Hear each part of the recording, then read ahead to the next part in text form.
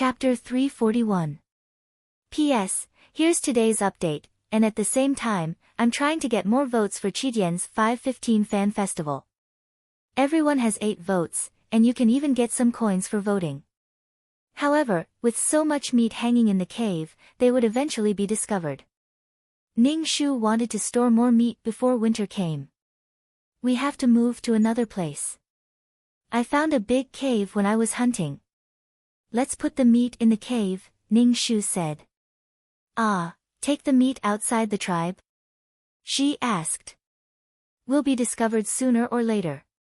Are you willing to hand over so much meat to the tribe? Ning Shu looked at Ji and asked. Ji's heart suddenly ached, and her face became distorted. She immediately said, okay. Ning Shu and Ji started to work.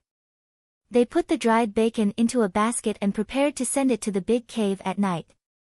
However, Ji had never left the tribe at night. There were always rustling sounds in the forest, and the shrill sounds of strange birds, which made their hair stand on end. Ji, who was standing beside Ning Shu, was trembling. It's okay. I'm here.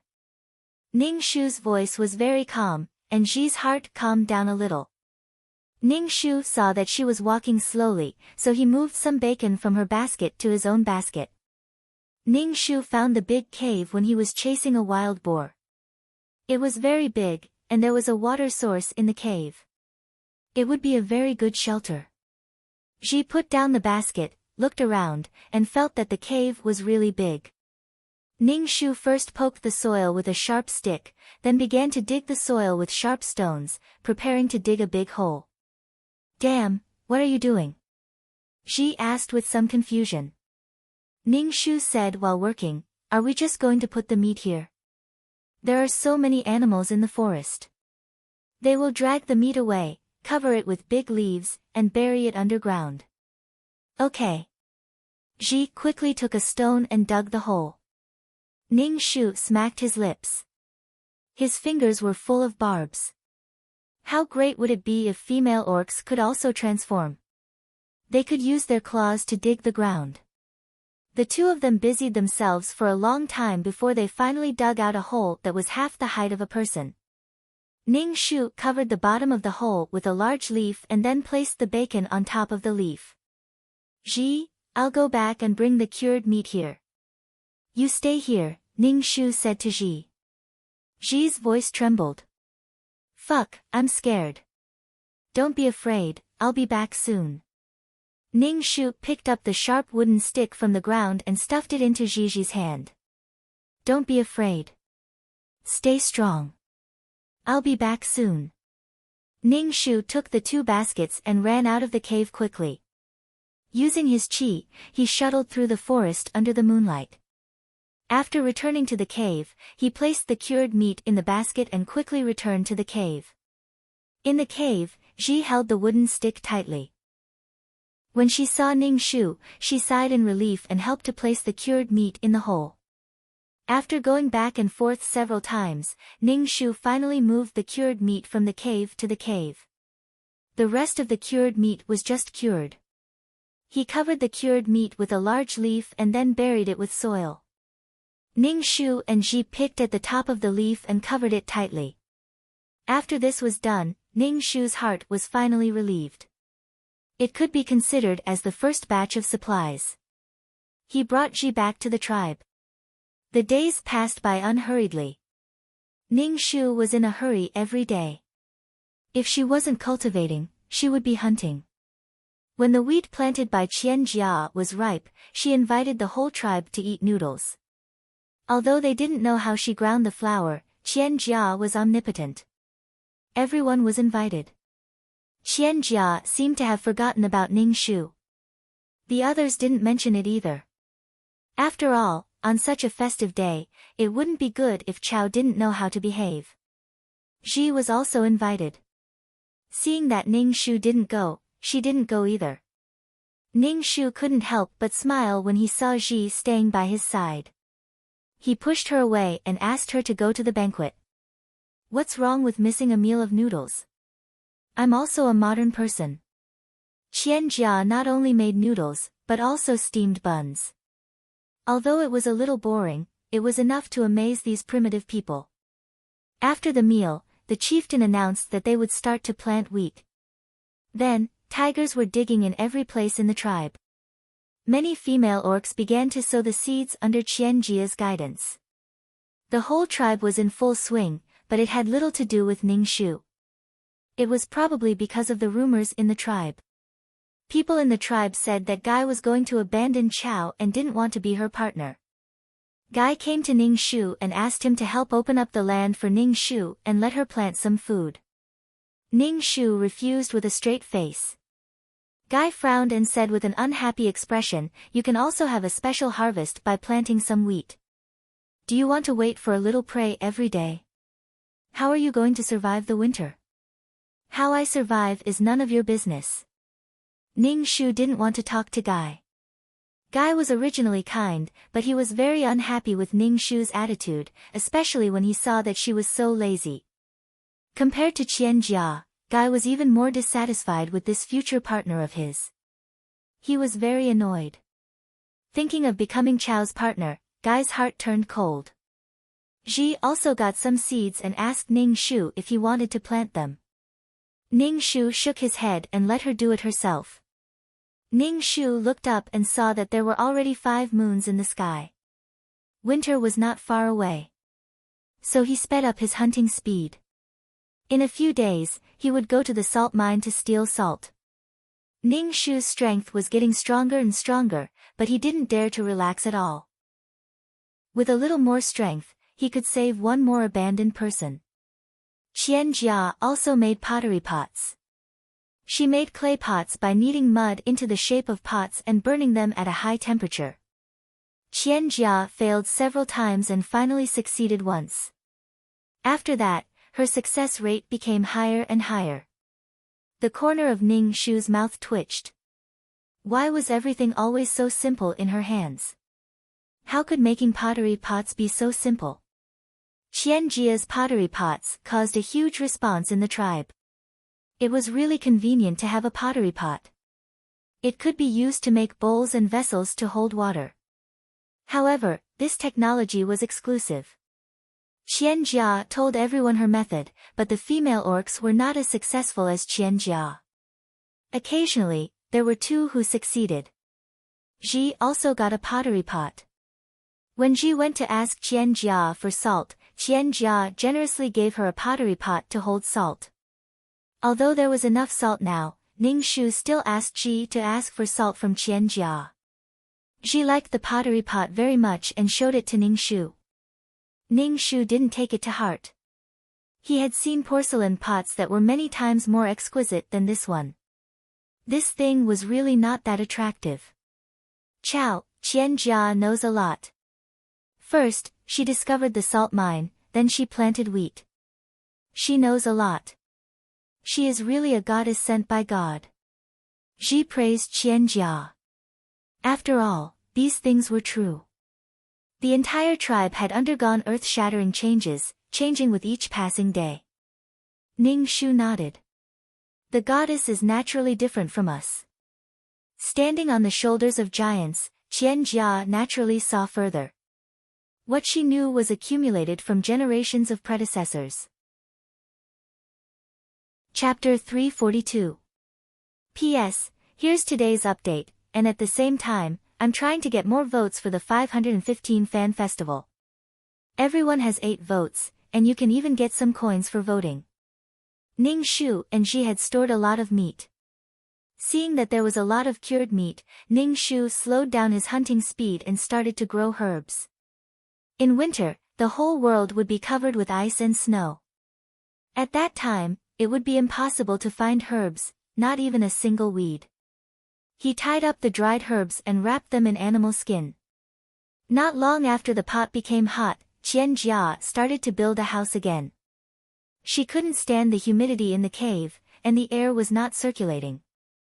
Qianjia complained to Rui that people in her hometown lived in houses, and living in a cave would make her a caveman.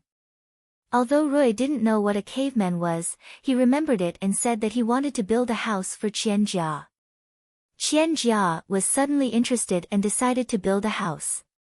She had wanted to live in a cave for a long time, and there were a lot of insects. Qian Jia also knew that this place was made of bricks, so she asked people to collect stones to replace the bricks. Then the whole tribe became busy, looking for stones everywhere. There were all kinds of stones. Qian Jia liked the granite that Guy found because it was very hard. Without cement, she used mud. Qian Jia was very smart and used the mud from the fish pond in the river. This kind of mud had a high viscosity and could replace cement. Under Qian Jia's command, a very simple house was built with a thatched roof. Although it was just a simple house with a door, a window, and a Kong in the room, Qian Jia was very excited and rolled around on the Kong. When the chief saw this, he immediately asked his son to build a house like this for him. Houses became a new thing in the tribe. They had always lived in caves, and they didn't expect to live in a place like this. Even Ji went to look at the houses every day. Gradually, there were more and more houses in the tribe. Seeing such houses, people didn't want to live in caves anymore. Ji was very envious. Ning Shu asked, "Damn, should we also build a house? Boring.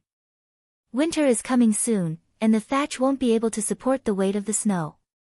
All the snow will crash into the house," Ning Shu said indifferently. Ji didn't say anything, but she didn't say anything about building a house either. Ning Shu told Ji that if the cave was really humid, she could sprinkle burned charcoal or dried grass ashes on the ground. It should be able to absorb moisture. Ning Shu would scatter the ashes in the room every time. Ning Shu felt that the weather was getting colder. When he rested at night, he had to cover himself with animal skins. Winter was coming. The shaman called Ning Shu in front of him and asked Ning Shu if he had a communication stone. Ning Shu had long forgotten about this matter. Ning Shu rolled his eyes and said, "I have no way to communicate with the divine stone." Disappointment flashed through the shamanist's eyes. "It seems that God didn't choose you." "Shaman, did God tell you that Qian Jia is a goddess?" Ning Shu had always been curious about why the shamanist thought that Qian Jia was a goddess. The shamanist's eyes were a little fascinated. "Look at her clothes. Only God can wear such clothes. Did I see God wearing such clothes?" Huh? Ning Shu was even more confused. Did the shamanist really see what the black shadow looked like? What she saw was really a shadow. It was pitch black and she didn't see anything. Did they see the same thing? You should go to the trade fair this time. It's good to go out and see the world. Communicate with the divine stone. If you are determined to become a shamanist, you will naturally be able to communicate with the divine stone, Ning Shu said. Then the shamanist coughed.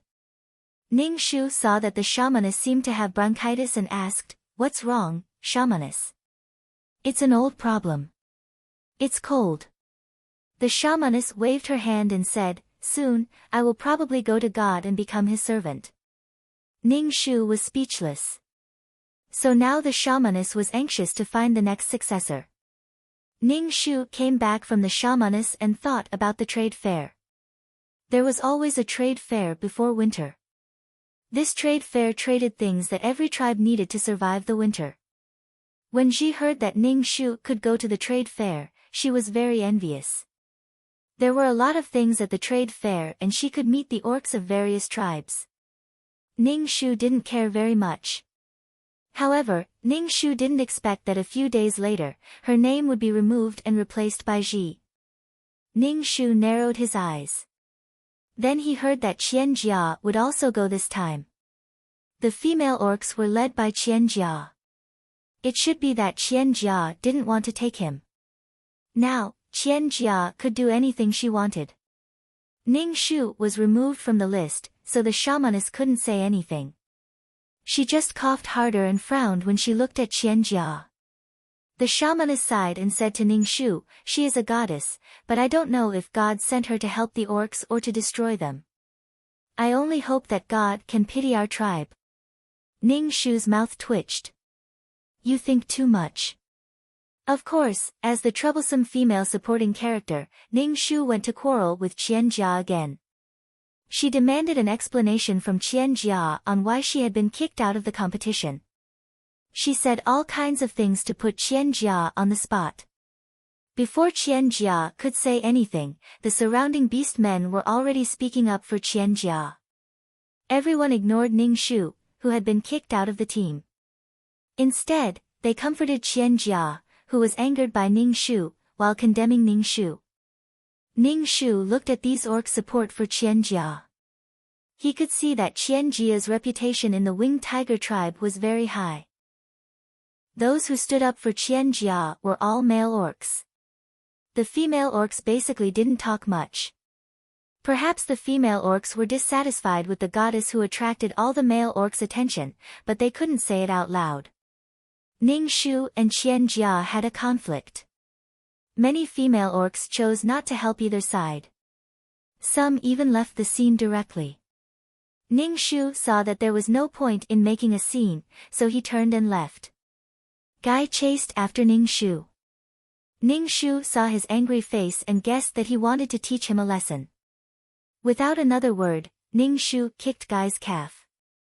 With Guy's strength, he could naturally dodge it, but Guy didn't expect a female to attack him. He took the kick directly, and it was excruciatingly painful. I said, I don't want to talk to you. Don't teach me a lesson. Ning Shu turned and left. However, the original owner's father died in order to save Guy. A child without parents was like a blade of grass. If the original owner's father was still alive, would Guy dare to bully her like this? Ji, who got the name, said to Ning Shu uneasily, I don't know how it became me. Ning Shu smiled at her. It's good to go out and have a look. You know that she doesn't like me. She'll hate me even if we go out. This time, the Winged Tiger tribe was very much looking forward to it. There were too many good things in their tribe. Clay pots, seeds, various vegetables, and spices. It would definitely shock the other tribes. They felt proud. The Winged Tiger tribe also had good things. Chapter 343. P.S. Here is today's update, and at the same time, I'm trying to get more votes for the 515 Fan Festival. Everyone has 8 votes, and you can even get some coins for voting. When Ji was about to go to the trade fair, Ning Shu went to send her off. Ji brought a lot of things with her, thinking that she could trade something good at the trade fair. When they arrived at the ritual square, Ning Shu and Qian Jia looked at each other. Ning Shu rolled his eyes and ignored her. Ning Shu was excited and scared at the same time. He said to Ji, if you need anything, go to the leader of the orcs. He's old and experienced. Relying on these young male orcs. Ha! Ji nodded. Ning Shu said, hey, what do you want? I'll bring it for you. No need. Ning Shu gave Ji a bag of poison and said, if you're in danger, sprinkle this. Don't smell it yourself. Ji put away the unknown powder and nodded. Qian Jia saw Ning Shu rolling his eyes at her and ignoring her. Ning Shu and Ji walked over. Hey, Qian Jia and Ning Shu shouted. Ning Shu raised his eyes and said, what? Do you want to quarrel? You know I don't like you now, but you still want to get close to me. You did it on purpose. You deliberately let these male orcs attack me, didn't you? Goddess, I was wrong. I won't quarrel with you anymore. Ning Shu rolled his eyes.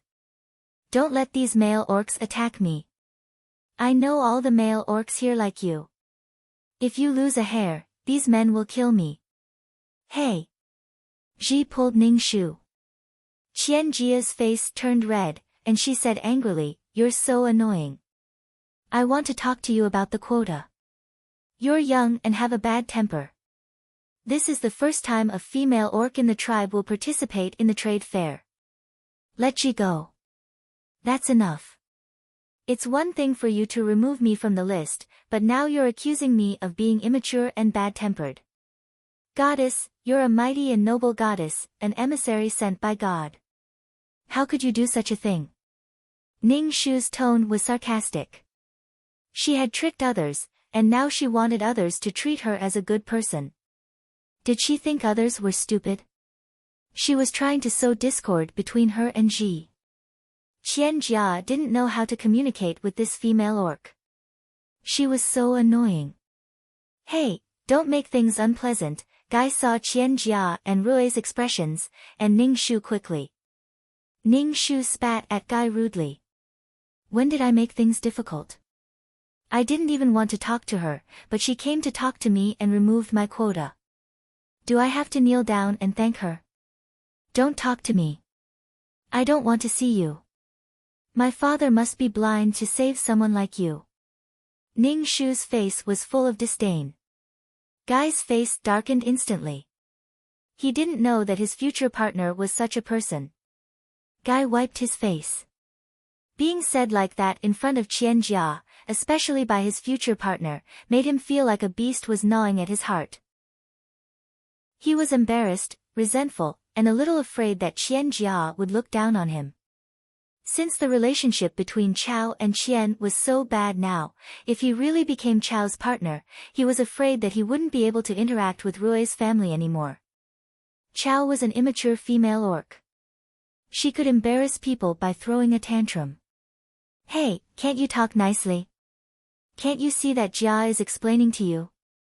Guy said helplessly. Ning Shu was speechless. Damn, was this even an explanation? She said this before they left. Was she trying to poke at his heart? Kai, I'm telling you one last time, if you ever talk to me again, I'll beat you up every time I see you. Do you believe that I know you like this goddess? If you like her, then so be it. Why do you have to target me? What right do you have to make demands of me? Not only do you have no right to make demands of me, you even owe my father his life. My father died because of you, Kai, you're such a person. You don't want to be my partner, but do you think I want to be your partner? You're a disgusting orc who keeps staring at other people's partners. Ning Shu hated Guy very much. He kept asking her. What right did he have? He didn't have any right at all. Guy clenched his fists tightly. His face was distorted. He unconsciously took 2 steps towards Ning Shu. It looked like he was going to hit Ning Shu. Ning Shu raised her chin slightly and looked at Guy coldly. It was best to fight. She wanted to test her strength. She had long wanted to learn from Wusong and fight a tiger. Alright, stop quarreling. I'm in the wrong here. Qian Jia reached out her hand and placed it on Guy's chest. She sighed and said to Ning Shu, let's talk about this after the trade fair. Ning Shu curled his lips and looked at Qian Jia with his arms crossed. Are you really a goddess? Huh? Qian Jia looked at Ning Shu in confusion. Ning Shu said calmly, the shamans in the tribe don't have partners in order to maintain their purity. However, the messenger sent by the god is playing with the male orcs. She has the male orc in a daze. Now, her hand is still on Guy's chest. Tsk, tisk, Qian Jia turned around and quickly retracted her hand. Damn, I was afraid that you would fight. That's why I stopped Guy. There are so many people here. Do you need a female orc with a partner to stop them? Are all the other orcs dead? Ning Shu's expression was indescribably sarcastic. Qian Jia saw that the orcs around her were looking at her with judging eyes. She was so angry that tears were rolling down her face. Aren't you just holding a grudge against me for removing your spot? How can you slander me like this? Qian Jia threw herself into Rui's arms and cried. Rui comforted Qian Jia and said coldly to Ning Shu, if you continue to cause trouble, I can only kick you out of the tribe. Ning Shu patted his chest. I'm so scared. Kick me out of the tribe. It's good that I don't have to see you disgusting people. The goddess is everyone's goddess. Maybe the goddess has more than one partner. Maybe you'll be lucky. Ning Shu pointed at the male orcs. He really wanted to kill these men. Men were really disgusting. Enough. What do you want? Qian Jia, who was buried in Rui's arms, turned around and looked at Ning Shu. Her face was tear-stained, and she looked fresh and charming. She said sarcastically, "Damn, you're slandering me like this because you think I stole your partner. Don't worry, I won't have anything to do with your guy in this life." Guy's face darkened when he heard this. However, he still had to blame Chow Chow for being so unreasonable. Ning Shu covered his mouth and giggled like an old hen that had just laid eggs. He gloated at Guy's misfortune. "See, she doesn't want you in this life. You can't be one of her partners. Right, you have to keep your promise. You're a goddess. If you break your promise, you'll be punished by the gods," Ning Shu said to Qian Jia while giggling. The entire ritual square was filled with Ning Shu's unpleasant laughter. Chapter 344. P.S. Here's today's update, and at the same time, I'm trying to get votes for Chidian's 515 fan festival. Everyone has 8 votes, and you can even get some coins for voting. A goddess should act like a goddess. You can't have anything to do with Guy in this lifetime, Ning Shu said to Qian Jia again. Then, he said to the shaman who was covered in feathers, "Shaman, do you think I'm right?" Cough cough cough. The shaman coughed as if she was going to cough her lungs out. She didn't answer Ning Shu's words. Qian Jia's face was cold, and she looked very noble and cold. She looked at Ning Shu with disdain and indifference. "Isn't it just because Guy doesn't like you? Do you think Guy will like you just because you're against me? You're just tying him to your side. You can tie him to you, but you can't tie his heart." "Oh, he, who Guy likes has nothing to do with me." Ning Shu rolled his eyes and walked in front of the shaman. "Shaman, I don't want to be Guy's partner. You see, he only knows how to bully me and pick on me. He's not satisfied with anything I do." Cough cough cough. The shaman coughed twice and spat a mouthful of phlegm to the side. Ning Shu was speechless. This old woman just doesn't want to offend the goddess. "Fuck, what do you want? When are you going to stop?" Guy's expression had an uncontrollable rage. First, he was rejected by the person he liked, and now, he was humiliated by the grass. She said in front of the shaman that she didn't want to be his partner.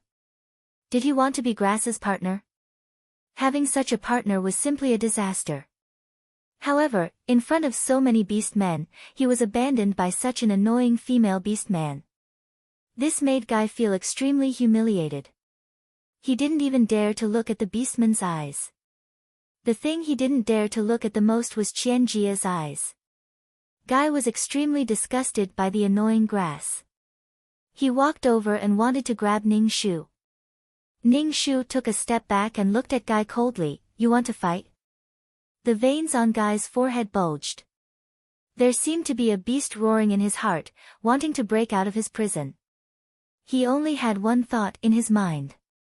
Killing this vicious female was a way to vent the pain of being rejected. Guy instantly transformed into a tiger with wings. He opened his mouth and roared at Ning Shu. He flapped his wings and raised his huge claws to slap Ning Shu's head. "You want to fight?" Ning Shu sneered. He clenched his fist and channeled his dantian to meet Guy's claw. The surrounding people saw a female orc actually using her fist to block the claws of a male. She was simply courting death. Many male beastmen transformed and tried to stop the enraged Guy. A female beastman could hardly resist the power of a transformed male beastman. The female orc's face turned even paler. Ning Shu shouted, "Fuck, get out of the way."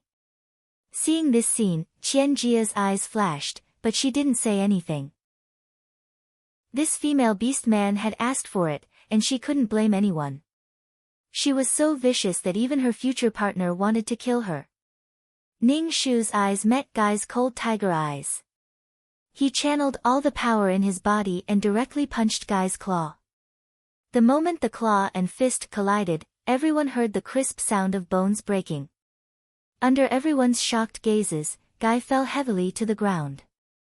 All the beastmen's jaws dropped. They stared blankly at the thin female orc jumping onto Guy's back and punching him. Guy felt that the fists were like huge rocks hitting his body. It was very painful. The worst thing was that he, a transformed male beast man, was actually beaten down by a female. Guy flapped his wings and tried to throw the person on his back off. Ning Shu sneered. "This time, I must beat you up so that you won't dare to talk to me in a condescending manner. I'll make you take a detour when you see me in the future." If he wanted to please Qian Jia, he had to see if he had the ability. Ning Shu grabbed Guy's wings and concentrated her qi into her dantian. Then, she swung Guy like a whip. Every time Guy smashed into the ground, everyone felt the ground tremble. Male beast man, female beast man, which, Ning Shu finally slammed Guy to the ground, let go of his wings, and patted his hands. His whole body was free. Cool, really cool. Guy turned into a human. His arms were soft, obviously broken. His face and body were purple and blue, and his face was swollen. He looked terrible. Fuck. Ji looked at Ning Shu in a daze. Ning Shu smiled at Ji, then said to the stunned witch, "I communicated with the god's stone. This is the power that God gave me." Witch, good, good.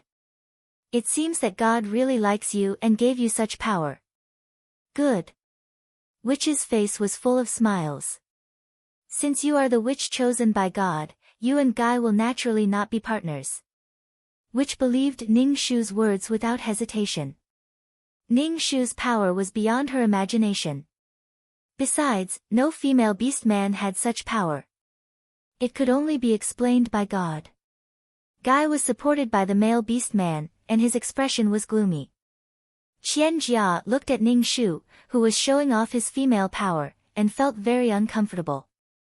She said, "God gave you such power, but you use it to bully others. Why would God like a witch like you?" Ning Shu tilted his head and smiled at Qian Jia. His smile was indifferent. He said lightly, "Should I be killed by Guy? God gave the male beast man such power so that he could show off in front of the female beast man and kill the unarmed and powerless female beast man. Before he killed me, wouldn't Guy know that I'm a female? If God didn't give me this power and I was killed by Guy, would you blame Guy?" Ning Shu looked at Qian Jia with cold eyes, and even disgust. It was not easy for women to survive, but they had to bear the malice of other women.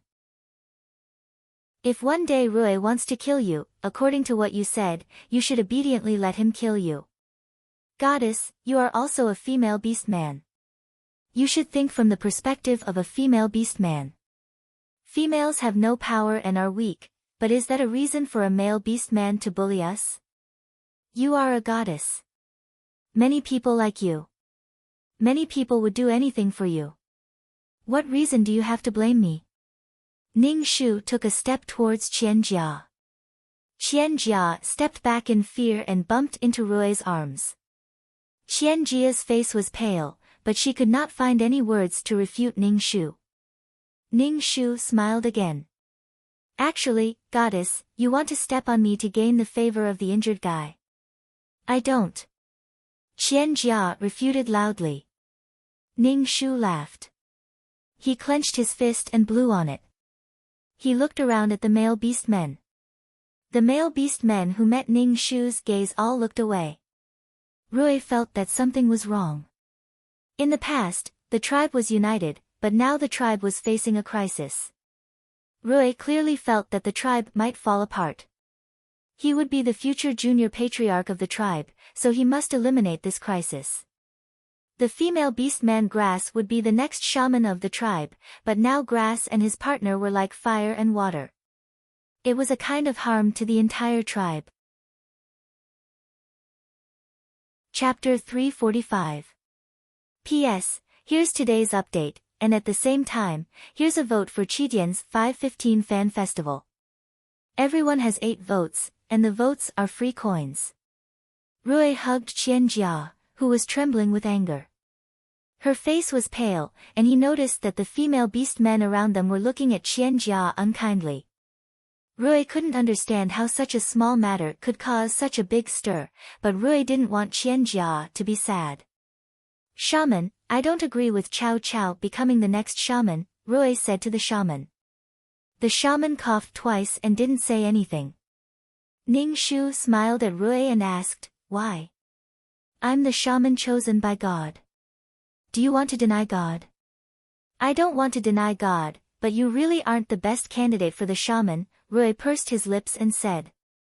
The shaman said, Cao Cao was chosen by God, and God gave Cao Cao power that doesn't lose to the male beast men. Cao Cao must be a shaman, or she will go against God's will. But, she. Rui was speechless. Cao Cao did have power. It was the first time in the entire tribe that a female had power. But she doesn't have a good relationship with Goddess. Goddess is a messenger sent by God. Cao Cao shouldn't hate Jia so much, Rui said. Everyone in the tribe knew that Cao Cao and Jia didn't have a good relationship. Ning Shu covered his mouth again and chuckled like an old hen. He pointed at Qianjia and said, are you sure she's a goddess? A goddess is pure. Is she pure? Rui frowned and said calmly, how is Jia not a goddess? How much has Jia done for the winged tiger tribe? How much has she contributed? How much has she sacrificed? She is a goddess. Ning Shu shrugged. She knows whether she's a goddess or not. Goddess, tell everyone, why did God send you here? Qianjia panicked and said, of course it's to change the primitive society. Ning Shu said, you change your primitive society, and I'll be my shaman. Is there a conflict? Of course there was a conflict. Qianjia didn't expect this female beast man to become the next shaman. Witches have a noble status in the tribe. Chica can tolerate others becoming witches, but she can't tolerate this grass who always goes against her. Goddess is an emissary sent down by the gods. Fuck, you're a shaman from now on. You're not allowed to cause trouble. The shaman said sternly. Both of them were chosen by God. Rui, don't even think about changing people. The others might not be able to communicate with the divine stone. The shaman said. Rui frowned and said nothing. What are you doing? Aren't you going to the trade fair? Why are you still here? What are you making a fuss about? The chief of the clan came over. If there's anything, wait until we're back from the trade fair. Rui hummed in agreement. The male orcs turned into tigers, and the female orcs sat on their backs. After a while, they could no longer be seen. Ning Shu thought that with his poison, Ji should be relatively safe. The chief glanced at the injured guy, then looked at Ning Shu and asked, did you really communicate with God? Of course, Ning Shu said indifferently. The chief laughed and asked, how did you communicate with God?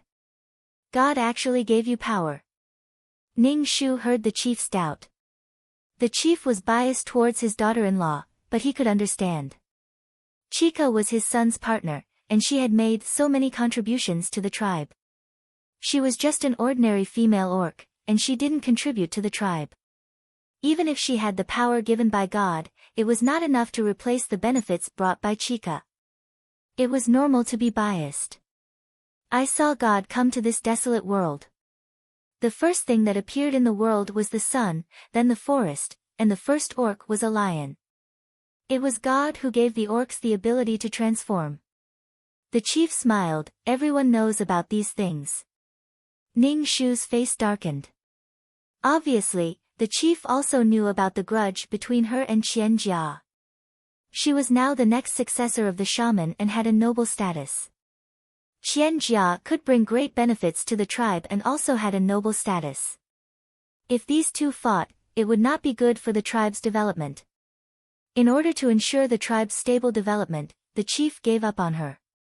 The shaman frowned. He wanted to say something, but in the end, he didn't say anything. Ning Shu also smiled like the chief, although God gave me power, it doesn't mean that the shaman is me. Throughout history, the shaman didn't have power. Ning Shu didn't care about this shaman at all. In the face of disaster, everything was like floating clouds. Whether or not he could survive was a problem. That's right. The chief smiled with satisfaction and said to the shaman, "Let the other female orcs communicate with the god's stone." After the chief finished speaking, he turned and left. With one sentence, he took away Ning Shu's right to be the next shaman. "I believe that you have communicated with the god's stone, but the tribe now is different from the tribe before." The shaman coughed and then sighed. He looked a lot more haggard. People were greedy. The more they got, the more they wanted to have. Chica was an endless treasure trove. They were used to a relaxed life and didn't want to go back to the hard life of hunting. At least, the winged tiger tribe couldn't go back to the past. Ning Shu returned to his cave, turned over the bacon, and sat on the withered grass to practice. Time was running out. Ning Shu felt that the weather was getting colder. There were already 7 moons in the sky. Winter would come soon, and there was also the earthquake. To Ning Shu's surprise, the orcs who went to the trade fair came back on the 3rd day. The atmosphere of the returning team was anxious and sad. Rui, who was the leader, was very irritable. As soon as he came back, he went straight to his father.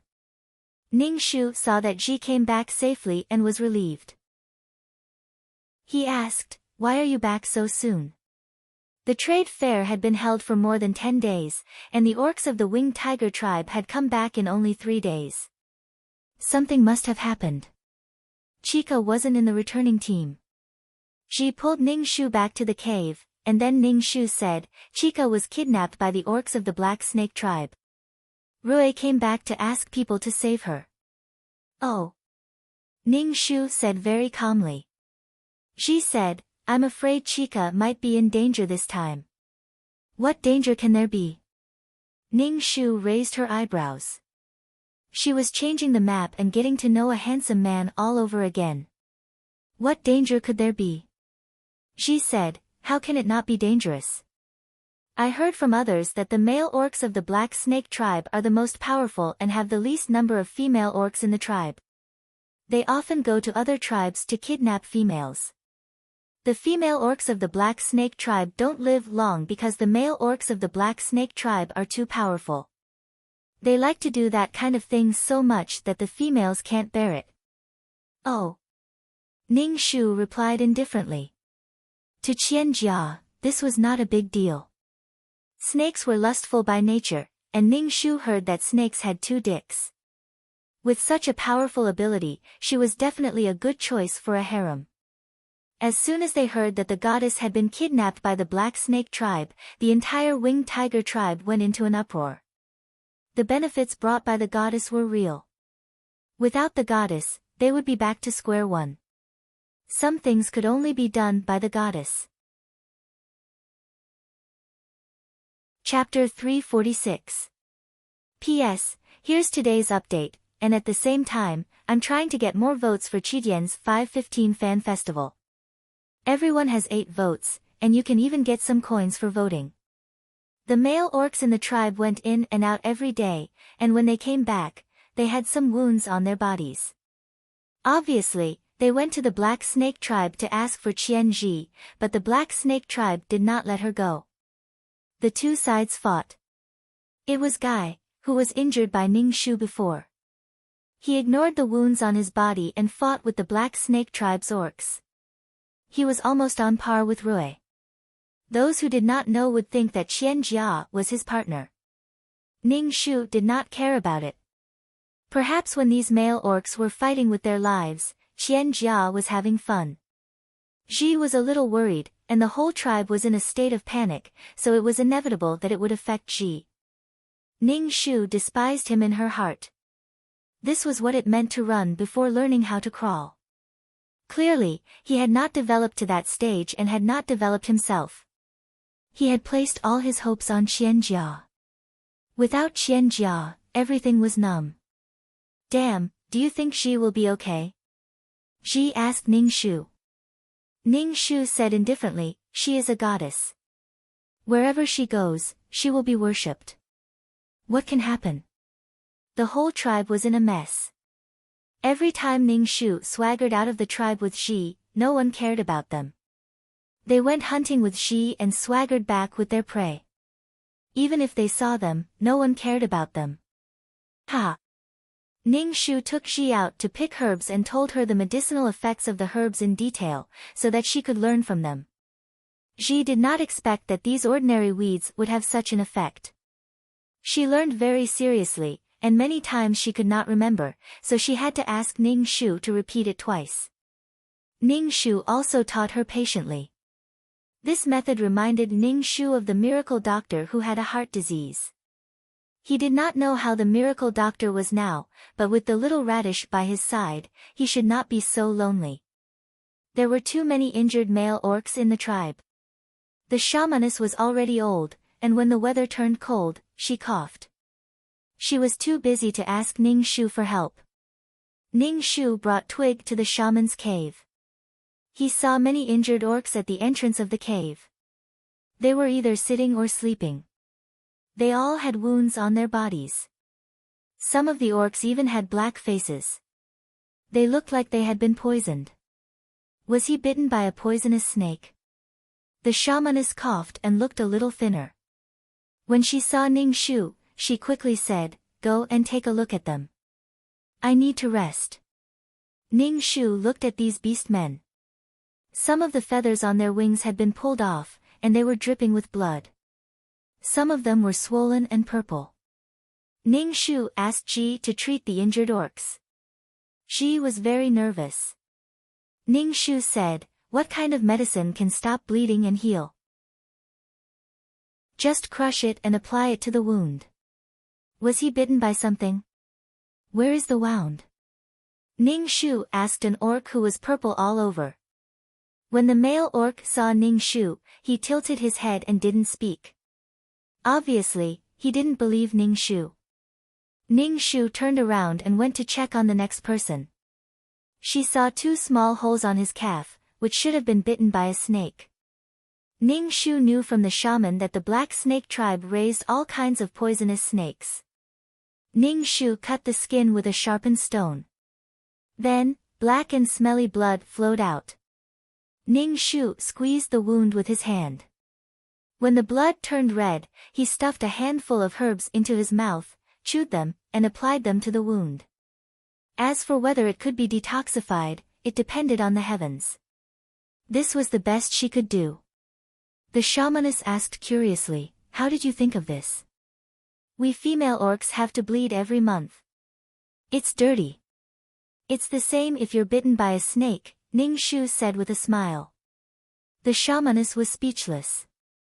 However, the shamaness thought it was a good idea, so she helped. It seemed to be effective. Perhaps it had something to do with the orc's strong physique. They recovered quickly, but these orcs couldn't fight. There weren't many orcs in the winged tiger tribe who could fight. Ning Shu looked up at the sky. So this was the definition of a femme fatale. After working for a while, he finally treated the wounds of the wounded. Ji followed Ning Shu and said, "Damn, you're so good. You can be so good too. You memorized all these herbs." Ning Shu walked in the tribe. At a glance, the wheat seemed to be ripening. However, the orcs didn't pay attention to the wheat. They were eager to get the goddess back. Ji was very interested in herbs and always pestered Ning Shu with all kinds of questions. Ning Shu patiently explained that if he left this world, she had a skill that could let him live well with the original owner. There were no words in this world. Ning Shu couldn't even record some knowledge of herbs. He could only rely on Ji to memorize. After the bacon was dried, Ning Shu and Ji put it in the big cave. When there were 8 moons in the sky, Qian Jia still hadn't come back. The wheat was already ripe. Only some female orcs were harvesting the wheat, but the male orcs were crazy. How could they be compared to the goddess when it came to harvesting grain? Ning Shu and Ji both helped to harvest the wheat. Some female orcs gave Ning Shu some wheat. Ning Shu didn't hesitate to dry it and put it away. The weather was cold. Even after being transformed by qi, Ning Shu felt very cold. The cold wind blew into his bones. Ji was wrapped in a lot of animal skins. When she slept, she hugged Ning Shu. Ji liked hugging Ning Shu when she slept. It felt like hugging a big fireball with endless heat. Ning Shu couldn't sleep well. Things were getting more and more out of control. The chief also came forward to negotiate with the Black Snake tribe. Before the first heavy snowfall, Qian Jia returned to the Winged Tiger tribe, but there was a man with her. This man had long black hair and delicate facial features, but overall, he gave people a feminine feeling. He had a pair of snake-like vertical pupils. When he looked at people, there was a kind of gloomy coldness, as if he was being stared at by a poisonous snake.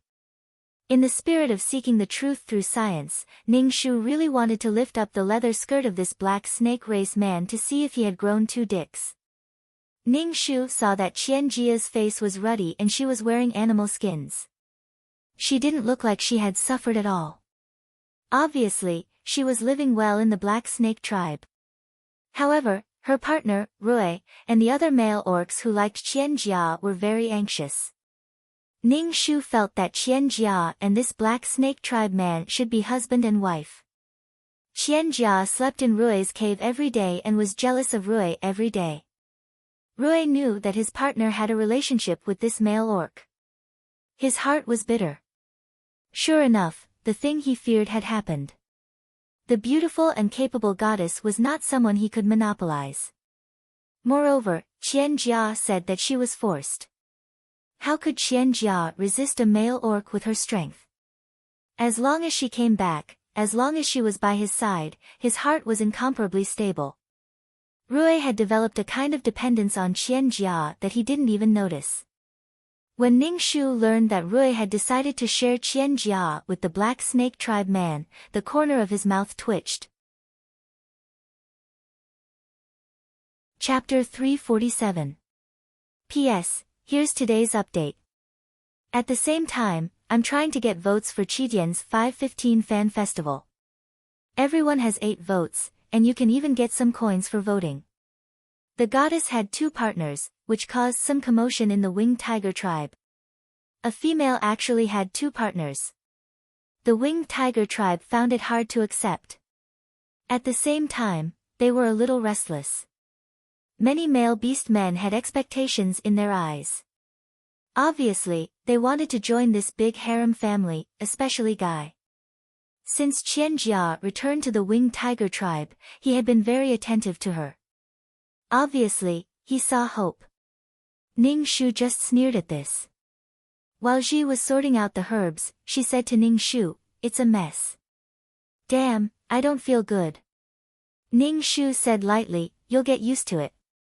Ji, damn, you said that the goddess would have more than one partner. How did you know? Ji asked casually. Isn't the goddess beautiful? Yes. That's it. Good things should be shared, right? Ning Shu said lightly. Ji, besides, she's the goddess. What's wrong with having more partners? Ji scratched her head. I feel like something is broken. It's a very bad feeling. It was hard to accept that the inherent rules were broken. Now, she just couldn't accept that a female could have more than one male. Such a thing had never happened before. Ning Shu shrugged. However, this beast man from the Black Snake tribe was very unfriendly, especially to Ning Shu. Sometimes, when they met in the tribe, the beast man from the Black Snake tribe would stare at Ning Shu with a pair of sinister eyes.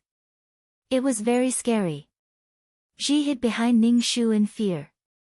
The beast man from the Black Snake tribe looked at Ning Shu, stuck out his sharp tongue, and licked his lips. He said, "You're the female who bullied my goddess." She guessed that Qian Jia must have told this man about the grudges between them. Ning Shu stared at the man's lower body. He was very curious. Did he really have 2 genitals? Ji tugged at Ning Shu's animal skin. Only then did Ning Shu realize what was going on. He was suddenly curious about whether they were in their animal form or human form when they were doing that. For example, felines had barbs on their genitals. If the men of the winged tiger race were in their beast form, they should have barbs on their genitals as well. If it was a 3P, would Chica be able to take it? Just the thought of it was enough to make one's nose bleed. The man from the black snake tribe saw that the female was looking at him strangely, so he immediately released a poisonous snake. The poisonous snake shot towards Ning Shu's face. Ning Shu grabbed the venomous snake and tore it into 2 halves with all her strength. The black snake beast man saw that Ning Shu had captured his pet so easily and even killed the pet he had carefully raised. You deserve to die. The man from the black snake tribe opened and closed his eyes. Ning Shu stretched out his foot and crushed the snake's body, turning it into minced meat. Come and kill me if you can. The man from the black snake tribe was stunned. He obviously didn't expect that there would be such a stupid female who dared to provoke a male beast man. The man from the black snake tribe really wanted to turn into a snake and coil around her to death. Go, it's time to eat. Chica walked over. When she saw Ning Shu, her expression was indifferent. She didn't say a word and walked away with the black snake tribe beastman's arm. Whenever Qian Jia faced Ning Shu, she would always feel a sense of guilt. This was because Ning Shu had previously said that she would have many partners. She had thought that it was slander, but now there was one more go, which made her words true. Chica felt guilty and hated Ning Shu. It feels so strange. She looked at the 2 people in front of her. Ning Shu shrugged and laughed. There were already 9 moons in the sky, and the weather was so cold that it could freeze people. It had been snowing non-stop. The snow was very heavy. Ning Shu had never seen such heavy snow. The snow was as heavy as goose feathers. Ning Shu had to clear the snow at the entrance of the cave every day. Otherwise, the snow would block the entrance after a long time. The house built in the tribe had been crushed by the snow, so Chica moved to the cave to live. What Ning Shu didn't expect was that the title of Goddess Chica would attract the males of many tribes, such as the charming and affectionate beastmen of the Green Fox tribe. The dragon tribe was even faster. Although they looked like Western lizard dragons, they were still dragons. There were also the honest ox tribe beastmen and the violent brown bear tribe beastmen. Ning Shu's eyebrows twitched. The female lead's harem swarmed over, and every one of them was the young chief of the tribe. They would become the leader of the tribe in the future. Ning Shu gnawed on a piece of boiled cured meat as she watched the male beastmen surrounding Qian Jia and fawning over her. There were all kinds of men. Some were charming, some were domineering, some were masculine, some were upright, some were gentle, some were charming, and some were loyal. It was simply a feast of handsome men. Just looking at them was intoxicating. Moreover, each of them was very powerful. The battle between the winged tiger tribe and the black snake tribe had attracted the attention of other tribes. They heard that they were fighting for the goddess, so they wanted to see what she looked like. As soon as they saw her, they were all fascinated by her white and lustrous skin and beautiful appearance. They also saw the delicious food she made. They all stayed in the winged tiger tribe and refused to leave. The other females were no longer pleasing to the eye. Especially when they heard those ambiguous sounds at night, it made every male beastman's blood boil. The first one who couldn't take it anymore was the overbearing dragon. He transformed into his dragon form and took Qian Jia away, flying to a faraway place. Then, in broad daylight, in a world of ice and snow, there was a beast bed on top of him. Then, there was negative distance between their bodies. This made the other beast men look for her. They almost turned the entire tribe upside down. Even Ning Shu's cave was visited by these male beast men. They wanted to see if Ning Shu had hidden the goddess. In the end, the dragon tribe beast men were satisfied and brought Chica back to the tribe. Ning Shu looked at the blushing Chica and wondered why he didn't freeze her to death. The weather was too cold. It was so cold that even Ning Shu, who practiced peerless martial arts, couldn't stand it. But she could still do it in the snow. Perhaps the dragon tribe beast men took the lead. Later, some beast men wanted to communicate with Chica. They directly abducted Chica and had sex in the world of ice and snow. Ning Shu felt cold for Chica. Why didn't they just do it in the cave? Why did they have to run out? What made Ning Shu more depressed was that Chica wasn't frozen at all. Every time she came back, white smoke came out of her head. She was very hot and comfortable. Sure enough, exercise was the best way to generate heat. As long as Chica wasn't in the tribe, Rui's face didn't look good. His whole person became gloomy. Ning Shu saw Rui more than once waiting for Chica and the other male beast men to come back. TSK, this feeling was really sad. Ning Shu felt that after experiencing the world of flesh text, there was nothing that could destroy his worldview. But now, Ning Shu's worldview was shattered again. NP, bestial sex, it really made his worldview explode. Chapter 348. Qian Jia lived a happy life every day, but Ning Shu felt very anxious. His heart was palpitating, and his hair was standing on end. Sometimes, when he went out of the cave, he could see snakes that were supposed to be hibernating were actually crawling in the snow. Rats were in groups, and the ones behind were biting the tails of the ones in front, running away in a hurry. In the river that was already covered in thick ice, he could hear the water bubbling under the ice. Ning Shu knew that an earthquake was coming. Ning Shu didn't sleep every night, and meditated until dawn. After swallowing several spirit marrow crystals, Ning Shu's strength had increased by a lot.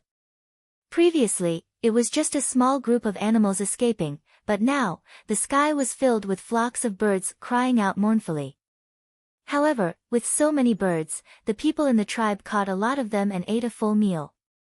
That feeling of danger was getting stronger, and Ning Shu's heart became even more irritable. At this time, the news of Qian Jia's pregnancy came, and it made Ning Shu's mouth twitch. He didn't know which tribe the child was born from. In fact, Ning Shu couldn't figure it out. Qian Jia, who came from the modern era, should be worshipping a pair for life, but how could she accept this kind of empty thing? Would she be able to love so many males?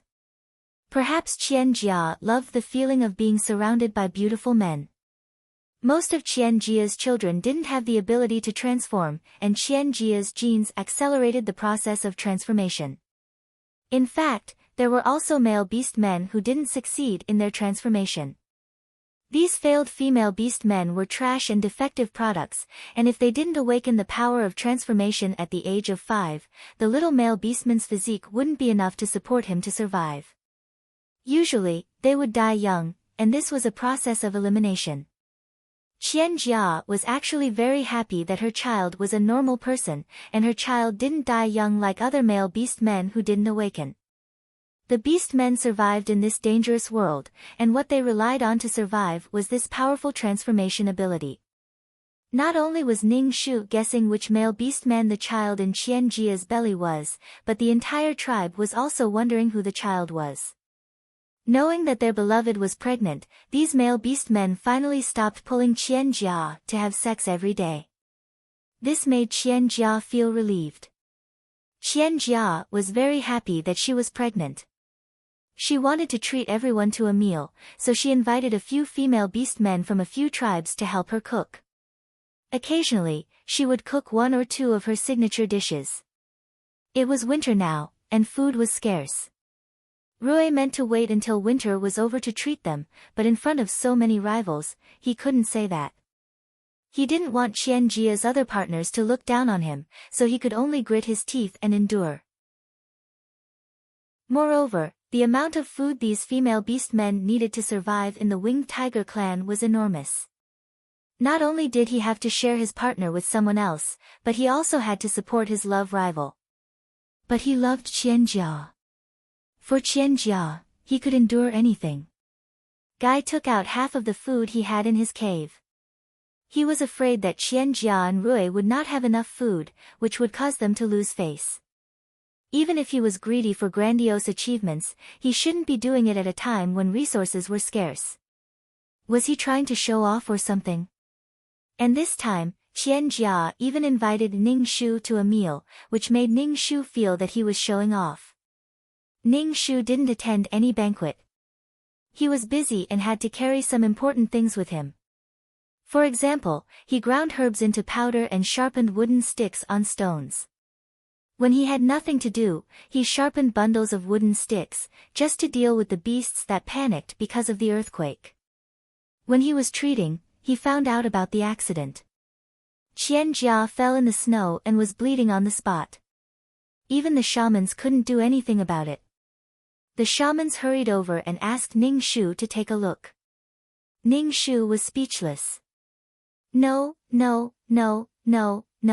there was a risk in acting tough. Wasn't Qian Jia holding a banquet just to show off that she was pregnant? At the same time, she wanted to gain the love of her partners. When Ning Shu went over, he saw Qian Jia's partners surrounding her and letting her sleep on the snow. They were so anxious that their eyes were red. Qian Jia was lying on the snow. The blood that flowed out dyed the snow red and steamed.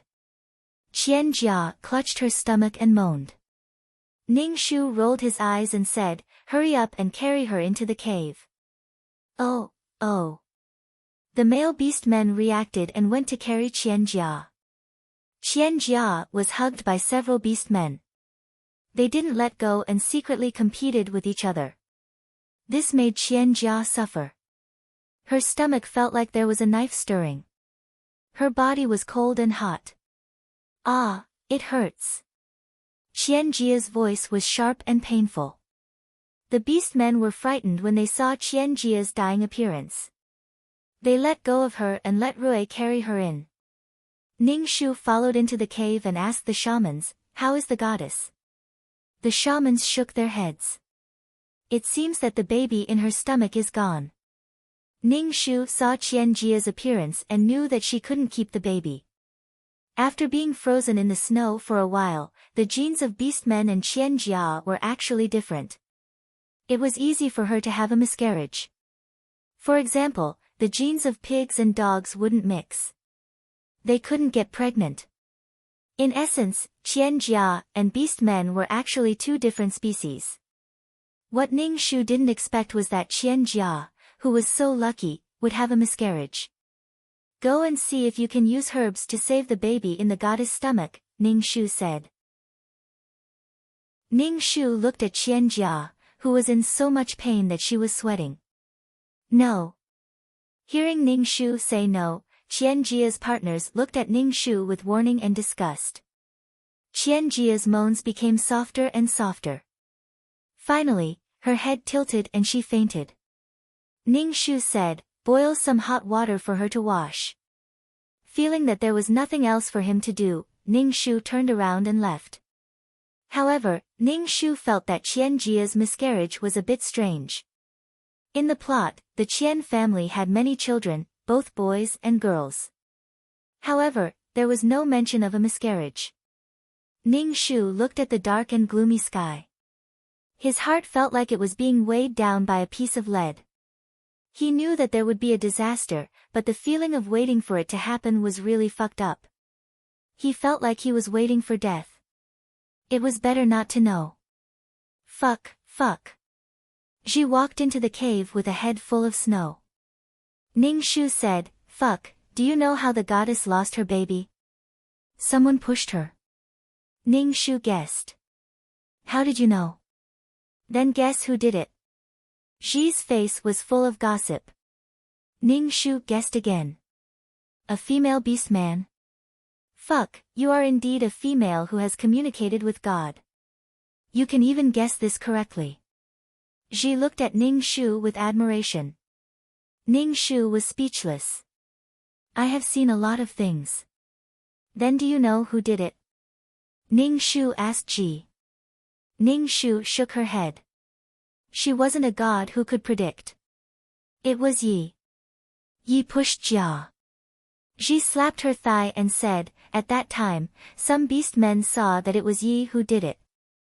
This matter has already been reported to the leader. Chapter 349. Ning Shu didn't know which female Yi was, but she must hate Qian Jia to do such a thing. She actually pushed Qian Jia down and caused her to miscarry. How much did she hate Qian Jia? Even if Ning Shu and Qian Jia were not on good terms, Ning Shu had never thought of doing anything to the child in Qian Jia's belly. The baby should not be harmed, but killing an innocent child was something Ning Shu could not do. Why? Don't all the females in the tribe like the goddess? Ning Shu said in surprise. Ji sighed and said, Ye's partner doesn't treat her well. Ning Shu raised his eyebrows. He had a guess. If it was true, then it was really a bad account. Ye's partner always said that if he didn't become Ye's partner, he might become the goddess partner. So Ye's partner sometimes beat Yi. He also said that the goddess is good in all kinds of ways. She looks good and knows how to cook. Anyway, he just hates Yi. She sighed. Ning Shu sneered. Sure enough, it was the charm that caused the trouble. But men were really disgusting. They ate the food on the chopsticks, looked at the food in the bowl, and thought about the food in the pot. Qian Jia was asking for trouble. She took in so many male orcs and let the male orcs in the tribe squeeze into her harem. If Qian Jia only had Rui as her partner, would the other male orcs have such expectations? It was a self-inflicted disaster. Now the chief said that he wants to drive Yi out of the tribe. Being driven out of the tribe in such cold weather is also a death sentence. Ning Shu said, Yi is so pitiful. After all, she did something wrong. She was too impulsive. Ning Shu said lightly. You have to consider the consequences before doing anything. Even if you want to do something, you have to do it perfectly. The most disgusting thing was Ye's partner. Look at Qian Jia. It was as if she wanted to turn a primitive society into a sex den. Things went too far. Qian Jia's charm was simply terrifying. Her AX value was high. When Qian Jia woke up, she knew that her child was gone, and it was killed by a female orc. At that time, she clamored to kill Yi to avenge her child. Qian Jia dragged her pregnant body and held a Swiss army knife in her hand. She was about to rush over and kill Yi. Yi knelt on the ritual square. Seeing Qian Jia's face filled with hatred and the knife in her hand, his face turned pale and his body trembled. Qian Jia's partners didn't stop her. It was just a female beast man. It was good to let their goddess vent her anger. As he did not want to offend the goddess, the leader of the Winged Tiger clan did not say anything. No one in the entire Winged Tiger clan spoke up for Yi. As the snowflakes swirled around, Chica felt as if her heart was being torn apart by a wild beast. Her first child was gone, and a lowly primitive female beast man had actually done such a thing to her. When Ning Shu arrived, he saw Qian Jia stabbing the female beast man called Yi with a knife. Ning Shu bent down, grabbed a handful of snow, and threw it at Qian Jia's wrist. The knife in Qian Jia's hand was hit by the force of the snowball, and it stuck in the snow. Everyone looked at Ning Shu and Ji, who were walking towards them. The moment Guy saw Ning Shu, he immediately stood in front of Qian Jia. Obviously, he was afraid that Ning Shu would hurt Qian Jia. Ning Shu sneered and said, "Oh, look at you. Her real partner hasn't moved yet. You're just ridiculous. Don't forget, the goddess swore that she would never have anything with you in this life." Guy's face turned ugly, but he did not say anything. Qian Jia's partners all looked at Ning Shu, and there was a vicious light in their eyes. Ning Shu walked over and pulled up Yi, who was kneeling in the snow. Yi looked at Ning Shu blankly. His legs were numb from kneeling, and he could not stand up. Ning Shu pulled Yi up and stuffed him into Ji's arms. He picked up the Swiss army knife on the ground and looked around at the orcs. "Fuck, what are you doing? Do you want to save her?" Qian Jia looked at Ning Shu with disgust. Ning Shu played with the Swiss Army knife and blew on the blade. The blade made a slight sound, and it felt very sharp. He said coldly, "So many people bullying a powerless female orc. This is ridiculous. She made me lose my child. Why can't I take revenge?" Ning Shu roared, his body trembling. Rui came over and hugged Qian Jia's trembling body. Ning Shu's expression was very cold. He looked around the entire ritual square and looked at the powerful male orcs. He sneered. "You only saw Yi hurt you, but you didn't see the pain Yi suffered because of you, and the torture she suffered from her partner. Hey, which one is your partner?" Ning Shu asked Yi. Yi looked at Ning Shu blankly, and then pointed at a tall male orc. This female orc was very handsome. His expression was a bit ugly. Ning Shu sneered. The fickleness of men was buried deep in their bones. His partner was about to be killed by Qian Jia, but he did not say a word. He was probably still glad that he could get rid of this burden. Ning Shu threw the Swiss Army knife in his hand at the male orc. He was very fast. When the orc wanted to transform to avoid the knife, the flying knife stabbed deeply into his shoulder. His whole body was pushed a distance away by the force of the knife. Blood spurted out and sprinkled on the white snow, steaming. Everyone looked at Ning Shu blankly. Ning Shu clapped his hands and said calmly, "Since it's a trial, those who should be punished will be punished."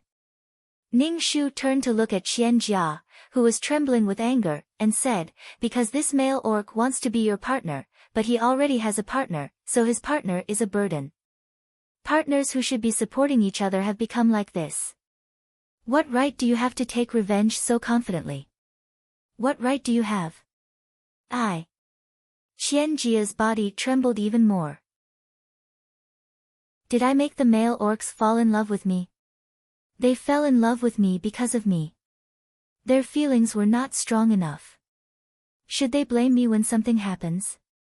Should I pay with my life with my child? Ning Shu laughed, and his expression became even more indifferent. Because of your greed, you have so many partners, making these. Ning Shu pointed at the male orcs around them. Making these male orcs want to be your partner. They all want to sleep with the goddess. Qian Jia had no principles, which was why such a thing had happened. Qian Jia had broken her goddess halo and made every male beast man want to do her. Fuck, what if I have to kill her today to avenge my child? If you stop me, I will kill you. Qian Jia's expression was gloomy. Do you know that I hate you very much? Very much. Is that so? Ning Shu smiled calmly. Actually, I hate you too. Although I don't know if you are a goddess, your arrival has caused the whole tribe to fall into chaos. Chapter 350. Alright, stop messing around. The chief looked at the two people arguing. Ning Shu said, "This female beast man killed the goddess's child. The goddess's child is the son of God. She should be punished by the goddess." Ning Shu rolled his eyes. Fine, then we'll kill Ye's partner as well.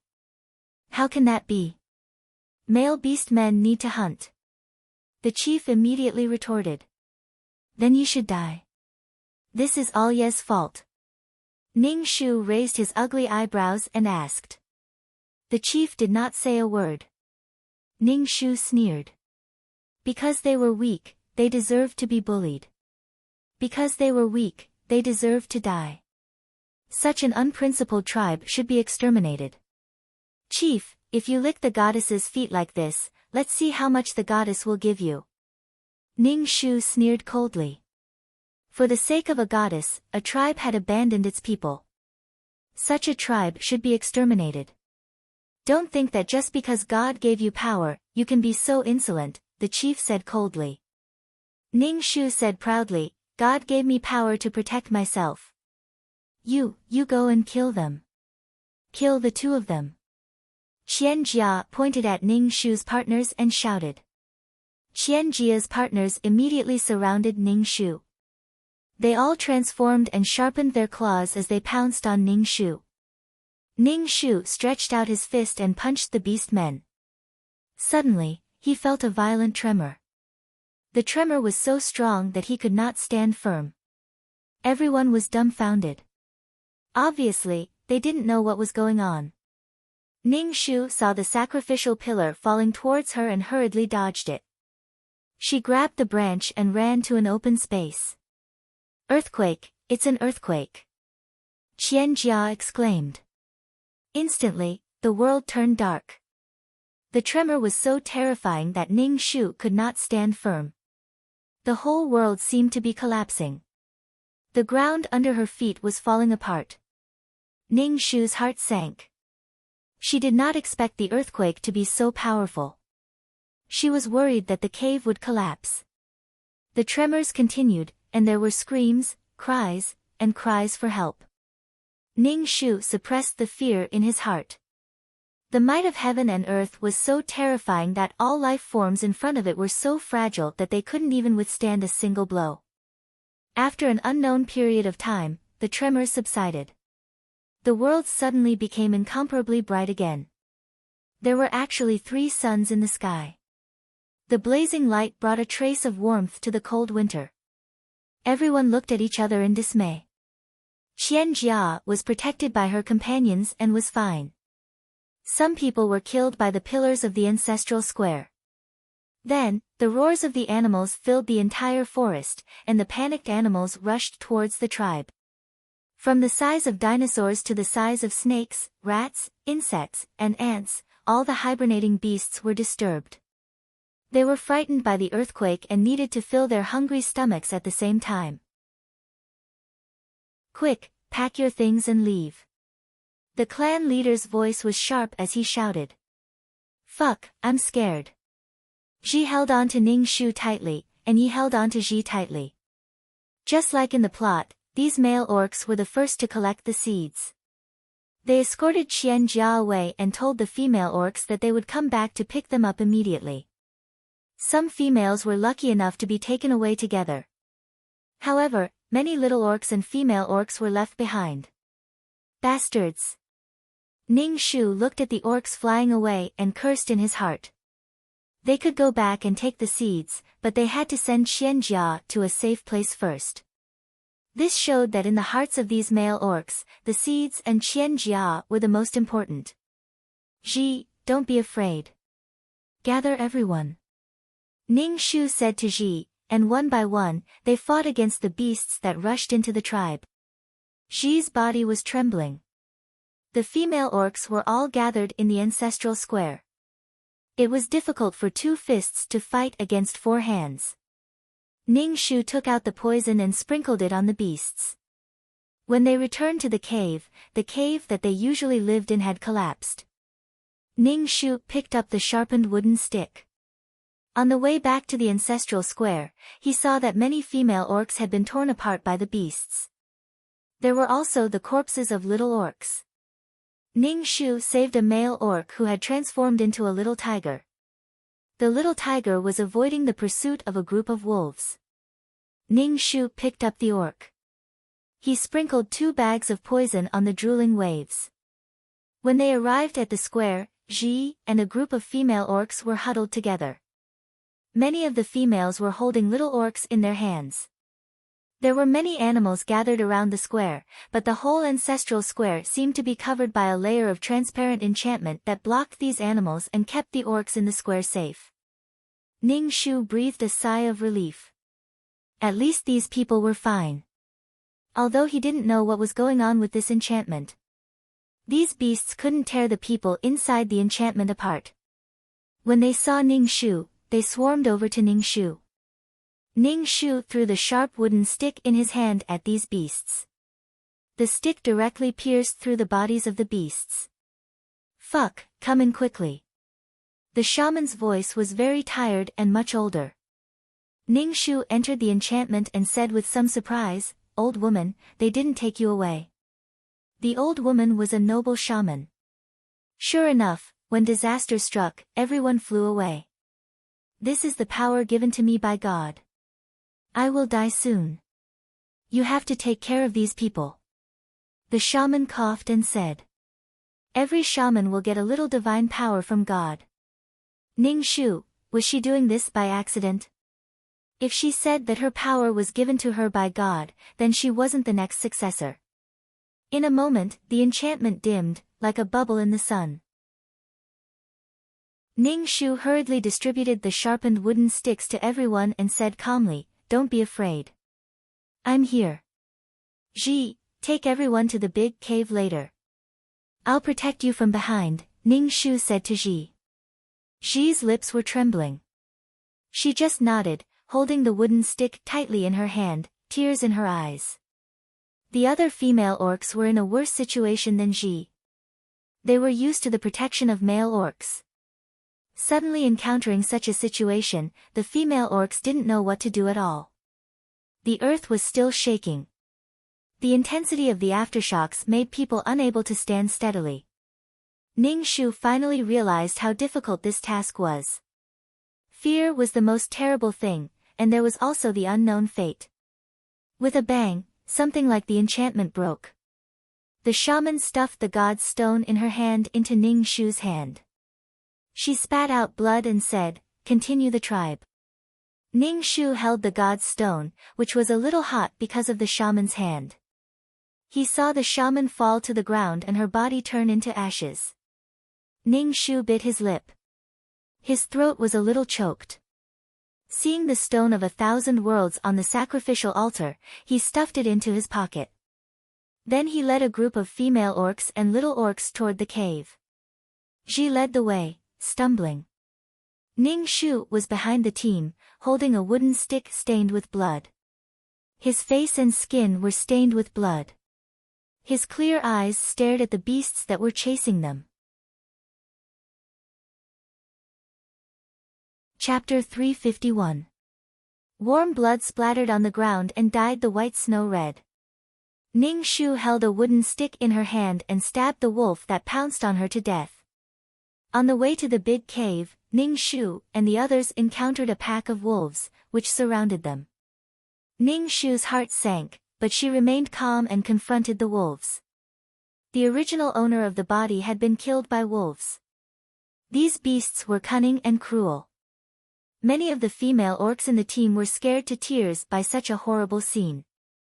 They didn't even have the courage to fight with the wolves with wooden sticks.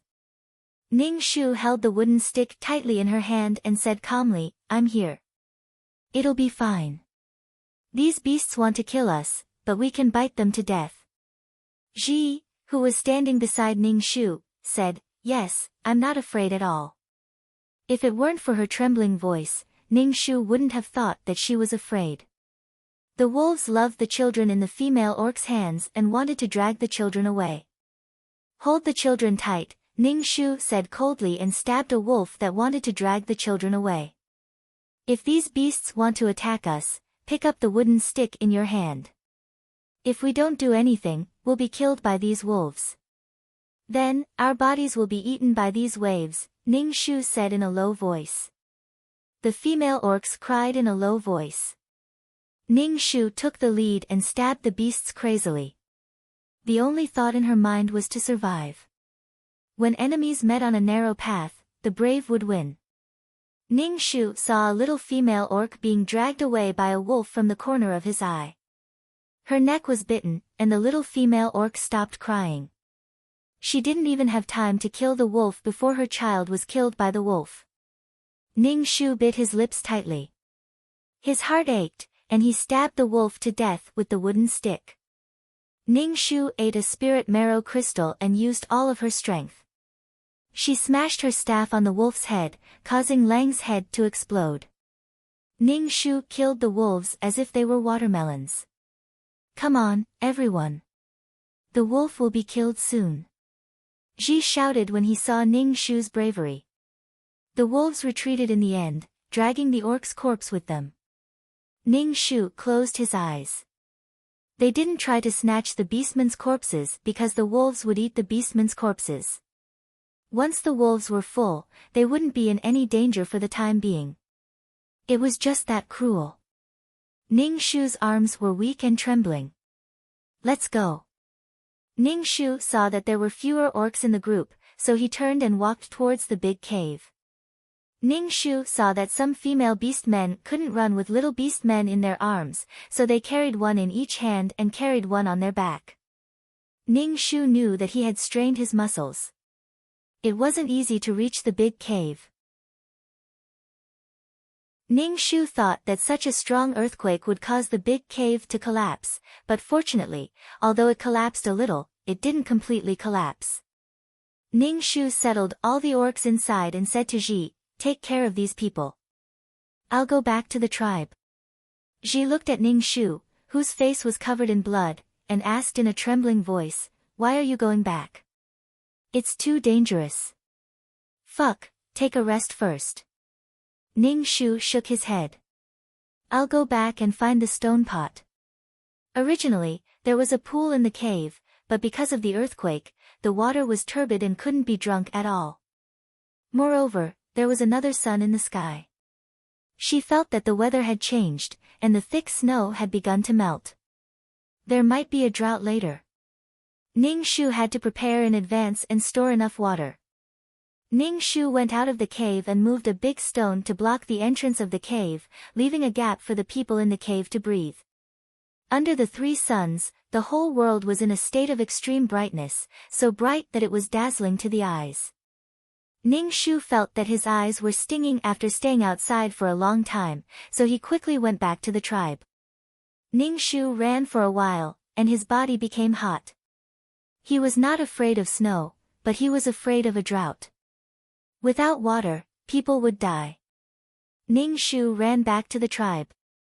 The whole tribe was very dilapidated, and there was no sign of life. Stepping on the snow, Ning Shu walked around the whole tribe. If he saw a cave that hadn't collapsed, he would go in to see if there was anything that could hold water. He found a lot of stone pots, but there were also some broken clay pots. However, these clay pots were broken in the earthquake and were very fragile. Ning Shu carried the stone pot to the cave one trip at a time. Then, he asked the female orcs in the cave to put clean snow in the stone pots to store more water. Ning Shu had a bad feeling. After the original owner died, he didn't know what happened in this world. After the disaster, there was a great plague, and there was another sun in the sky. It was simply a joke. Ji took the lead to respond to Ning Shu's decision. She held the snow in the stone pot with her hands and pressed it tightly with her hands. The other female orcs also began to get busy, and some younger female orcs were also helping. When the stone pots were filled with snow, the female orcs carried the stone pots into the cave. Ning Shu asked, "Who can make a stone pot?" "This little water is not enough." "I can make it." Yi stood up, but he didn't expect her to survive. "But it needs a special stone." "I know where to find this kind of stone." Ning Shu nodded. "Take me there." Yi followed Ning Shu out of the cave. Ning Shu pushed the big stone hard and blocked the entrance of the cave. The stone used to make the stone pot was a kind of stone, but it didn't look like a stone. Ning Shu didn't know what it was. He collected a lot of stones, each of which was the size of a desk, and Ning Shu had to carry them back. Carrying them on his shoulder, Ning Shu felt that his legs were shaking, but he still carried them back with difficulty. Yi began to make the stone pot. Ning Shu had to go to the salt mine again to get some salt back. He needed to feed such a big family. It was not easy to be the president of the Women's Federation. After bringing back a whole basket of salt, Ning Shu started assigning tasks to the female beast men, which was to look for firewood. It was best if they traveled in groups and didn't wander too far away. There might be danger. There were many beasts in the jungle. When the firewood was back, Ning Shu found that there was no way to make a fire. Did he really have to drill the wood to make a fire? Why was it so difficult to survive in the primitive society? He couldn't figure out why Qian Jia was so comfortable. Then Ning Shu began to drill the wood to make a fire, but he didn't make a fire. The female orcs just looked at Ning Shu. Finally, the tiger cub used its claws to scratch the stone, splashing sparks and igniting the withered grass. Ning Shu was speechless. Please forgive her ignorance. She really didn't know that the claws could do this. After lighting the fire and looking at the dancing flames, the haze in everyone's hearts was dispelled. Ning Shu said to Ji, "Go hunting with me." Hunting? Ji was stunned, but she still followed Ning Shu out of the cave. Ning Shu blocked the entrance of the cave with a big stone and asked Ji, "Did you tell them about the bacon?" Ji shook her head. "You should tell them." "I didn't." Chapter 352. Hearing that Ji didn't tell anyone about the bacon, Ning Shu nodded with satisfaction and said to Ji, "Let's leave the bacon for now. Now we have to go hunting." Because of the earthquake, animals were very active. If they only ate bacon, they would run out sooner or later. But we are females. How can we hunt? Ji held a stick in her hand, her face pale. Ning Shu said very calmly, "It's okay. I'll do it. Everything is difficult at the beginning. If we want to survive, we can only rely on ourselves now." Ning Shu found a wild boar that was digging snow. Its long fangs looked very dangerous. Ning Shu felt Ji's body trembling next to her. "Watch how I do it." Ning Shu whispered to Qian Jia, then tiptoed to the wild boar. Because he stepped on the snow, there was a sound. The wild boar turned its head and saw Ning Shu. It was not afraid at all. Instead, Ning Shu rushed over and wanted to kill Ning Shu with its fangs. Ning Shu did not hesitate. He held a wooden stick and stabbed the wild boar's head, piercing it directly. Ji looked at Ning Shu in a daze. Under Ning Shu's guidance, Ji successfully killed a rabbit, but it was enough to make Ji happy. Dragging the wild boar back, the female orcs in the cave began to cook the meat. Ning Shu looked at these people and some children. There were males and females among the children. He said, "From today onwards, I am the leader of the tribe. Before the witch died, she asked me to reproduce the tribe. We are now a whole. If we want to survive, we must be united. Fuck, how can we live without males?"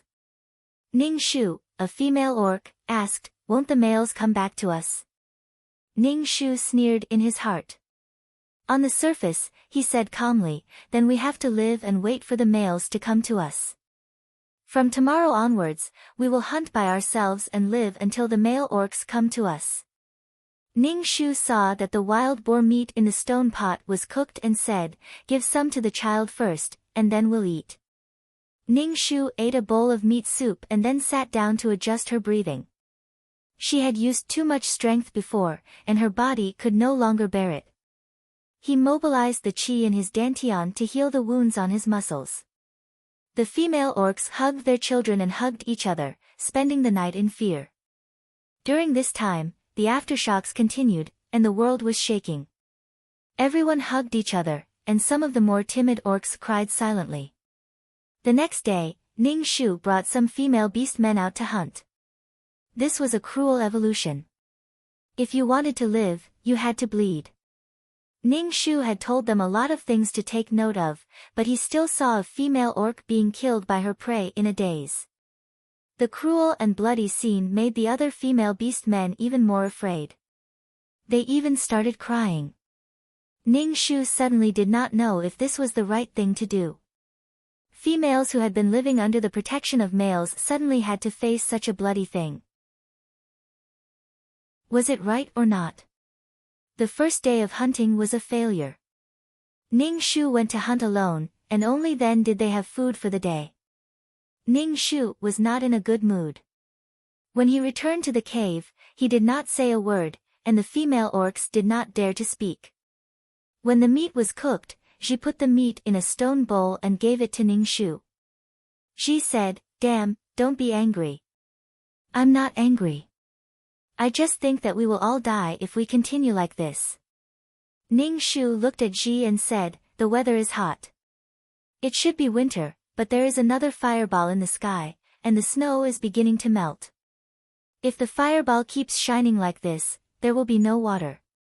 I'm worried about how we can survive. Ning Shu sighed. Yi said, I will try to make more stone pots and store more water before the snow melts. Ning Shu nodded and suddenly asked Yi, are you sad? In fact, the earthquake had saved her life. Qian Jia was determined to kill her, and Ning Shu's 2 fists could not fight against 4 hands. He might not be able to save her. Yi smiled to Ning Shu, showing her big yellow teeth, and said, I want to live now. I don't believe that the males will come back to pick us up. Phew, there was finally someone who understood. If he really cared, he should have taken her away. The other orcs all told Ning Shu that they would learn to hunt seriously. Ning Shu just sighed in his heart. It was easy to say, but it was not so easy to do. It was good enough that they were not chased by the prey. The weather was getting hotter and hotter. The thick snow was about to melt, and the snow water invaded the ground, and tender grass grew. Everything seemed to be thriving. It would be great if there were not 3 suns in the sky. When Ning Shu brought the female orcs to hunt, they would look for animals that were relatively docile. When they encountered dangerous animals, they would take a detour. However, with the terrible cooperation of a group of female orcs, they could kill an animal that looked like a water buffalo. They also had to rely on Ning Shu to use vines to pull the prey that wanted to run away. Every time they went out to hunt, Ning Shu would bring the male orcs and let them learn how to hunt. He would let them pounce on small rabbits to sharpen their teeth and claws. After a period of time, the number of female orcs decreased. Some died in the process of hunting.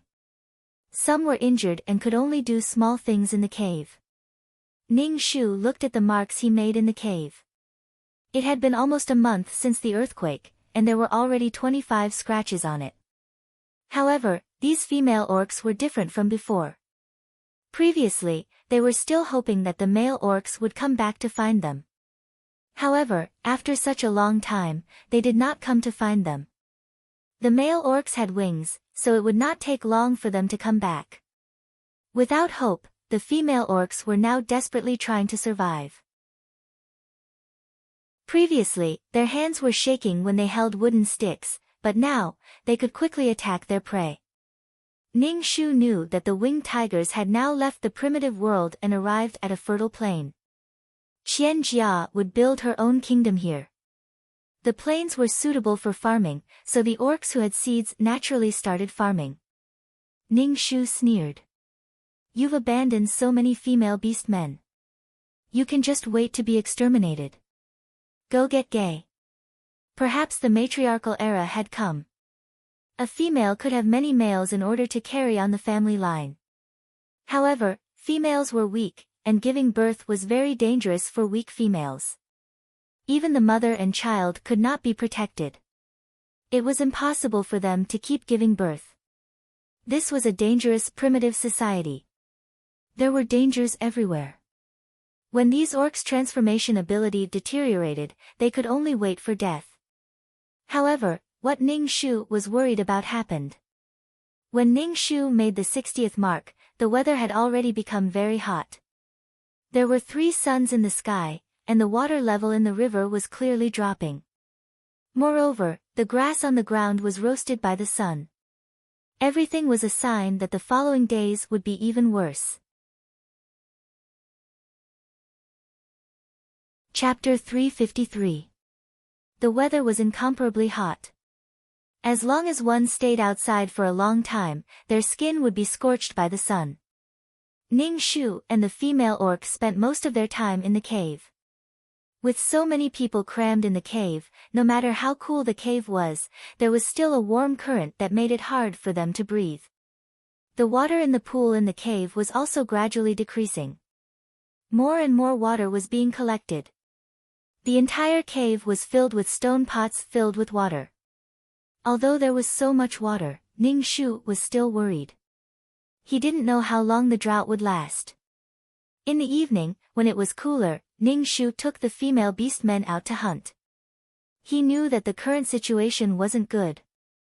When the female beast men killed their prey, they would collect the blood of their prey and put it in a stone bowl. Each of them would drink a mouthful to quench their thirst. Ning Shu wouldn't drink the blood no matter what. The smell made him want to vomit. But what made Ning Shu happy was that these female beast men were now used to this kind of life. Perhaps it would be better to survive this dry season. Because of the drought, the animals couldn't find water and began to die. Some scavengers began to tear apart the smelly corpses that were covered in flies. A large number of prey died, and they wouldn't be able to hunt in the future. What awaited them was death. Ning Shu was now glad that he had prepared so much cured meat. If everyone ate less, they might be able to survive for a while. He didn't know how Qian Jia and the others were doing. The plains were very far from here, but with Qian Jia's luck, even if it was a drought, she would be able to find a spring and dig out water. Others had a difficult life, but it wasn't a problem for Qian Jia. There was no way to compare people. If there was no heaven's favor, then they had to pamper themselves. They had to work hard and tenaciously live. The cooked food was getting less and less. Everyone was only given a little. It was enough to maintain their body's condition. The weather was getting hotter. Ning Shu roughly estimated that it was about 50 degrees Celsius. His feet hurt from the heat. Ning Shu wiped the sweat on his head. It was so hot that he wanted to stick out his tongue to cool down. However, as the chief of the tribe, how could Ning Shu do such a thing in front of so many people? There were 100 marks on the stone wall. It had been 3 months, but no one knew when the temperature would drop. Some of the female orcs and little orcs in the cave were already suffering from diarrhea and dehydration. Ning Shu gave these sick orcs some prunella grass to boil water, hoping that it would be useful. Right now, everyone was fighting against the heavens. They were just waiting to see how long they could endure. Ning Shu even suspected that the so-called god wanted to exterminate all life in this world. With such a godly power, it was easy to take away a son. He probably didn't even remember this place. Everyone in this world was nothing but ants to him. Fuck, a female orc is dying, Zhi walked over and told Ning Shu. Ning Shu went over to take a look. This female beast man was very thin and looked old. Her body was too weak. Under such conditions, the first ones to die were the children and the elderly. Chief, you don't need to give me the medicine. I won't live for long. Leave these herbs for the other orcs. The female orc lying on the ground said to Ning Shu. Her eyes were yellow and there was white saliva at the corner of her mouth. It seemed that she wouldn't live for long. Ning Shu scooped some water from a stone bowl for her to drink. After drinking the water, the female orc's complexion became much better, but she still died at night. Ning Shu sighed in his heart.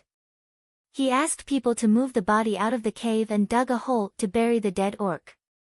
Looking at these old, weak, sick and disabled people, Ning Shu doubted whether he could complete his task. He just endured it like this. To Ning Shu's relief, the little male orcs in the tribe were growing up and could cooperate to catch some prey. With these little male orcs, the tribe could continue. This team had completely broken away from the Winged Tiger clan and become a new tribe. Every new thing brought with it pain and joy. The future of the tribe depended on these little orcs. Every time Ning Shu went hunting, he would bring the little female orcs with him. To live in this cruel world, one must have skills and learn to hunt on their own. Since they couldn't transform, they had to use tools. There was no animal that couldn't be killed. Ning Shu really didn't want these little female orcs to follow the path of their predecessors. If they were abandoned by the male orcs, they could only wait for death. There was nothing that couldn't be done. It just depended on whether or not they were willing to do it. Ning Shu taught these female orcs how to hunt and use tools. It was just that the female orcs were weak and didn't have good physiques. Ning Shu wanted to teach these female orcs the ultimate martial arts. Even if they couldn't cultivate Qi Jin, they could at least protect themselves. 2333, I want to redeem the ultimate martial arts. How many points do I need? When she first got the secret book, she sold it to the system. The system only gave her 100 points. 2333 said calmly, 1,000 points. Ning Shu thought, fuck you. When I sold it to the system, it gave me 100 points. Now I want to buy it back, and it actually costs 1,000 points. Why don't you just rob me? Ning Shu almost jumped up. Fuck, the thing that originally belonged to her was sold to her for 900 points. She was young and ignorant. If she had known, she wouldn't have exchanged it with the system. Ning Shu held her breath and said, exchange. As long as this thing was hers, she had the right to use it. She could teach it to whoever she wanted. Sure enough, she still had to hold on to her own things. Ning Shu called the female orcs in front of her and taught them the ultimate martial arts. She didn't expect them to cultivate anything. She only hoped that the later generations would have better genes. Sure enough, these female orcs were all confused. They couldn't understand such a profound thing. Ning Shu only said that it was a gift from God to the tribe. Every female orc had to cultivate it. Ning Shu didn't plan to give it to the male orcs. They already had the powerful transformation ability.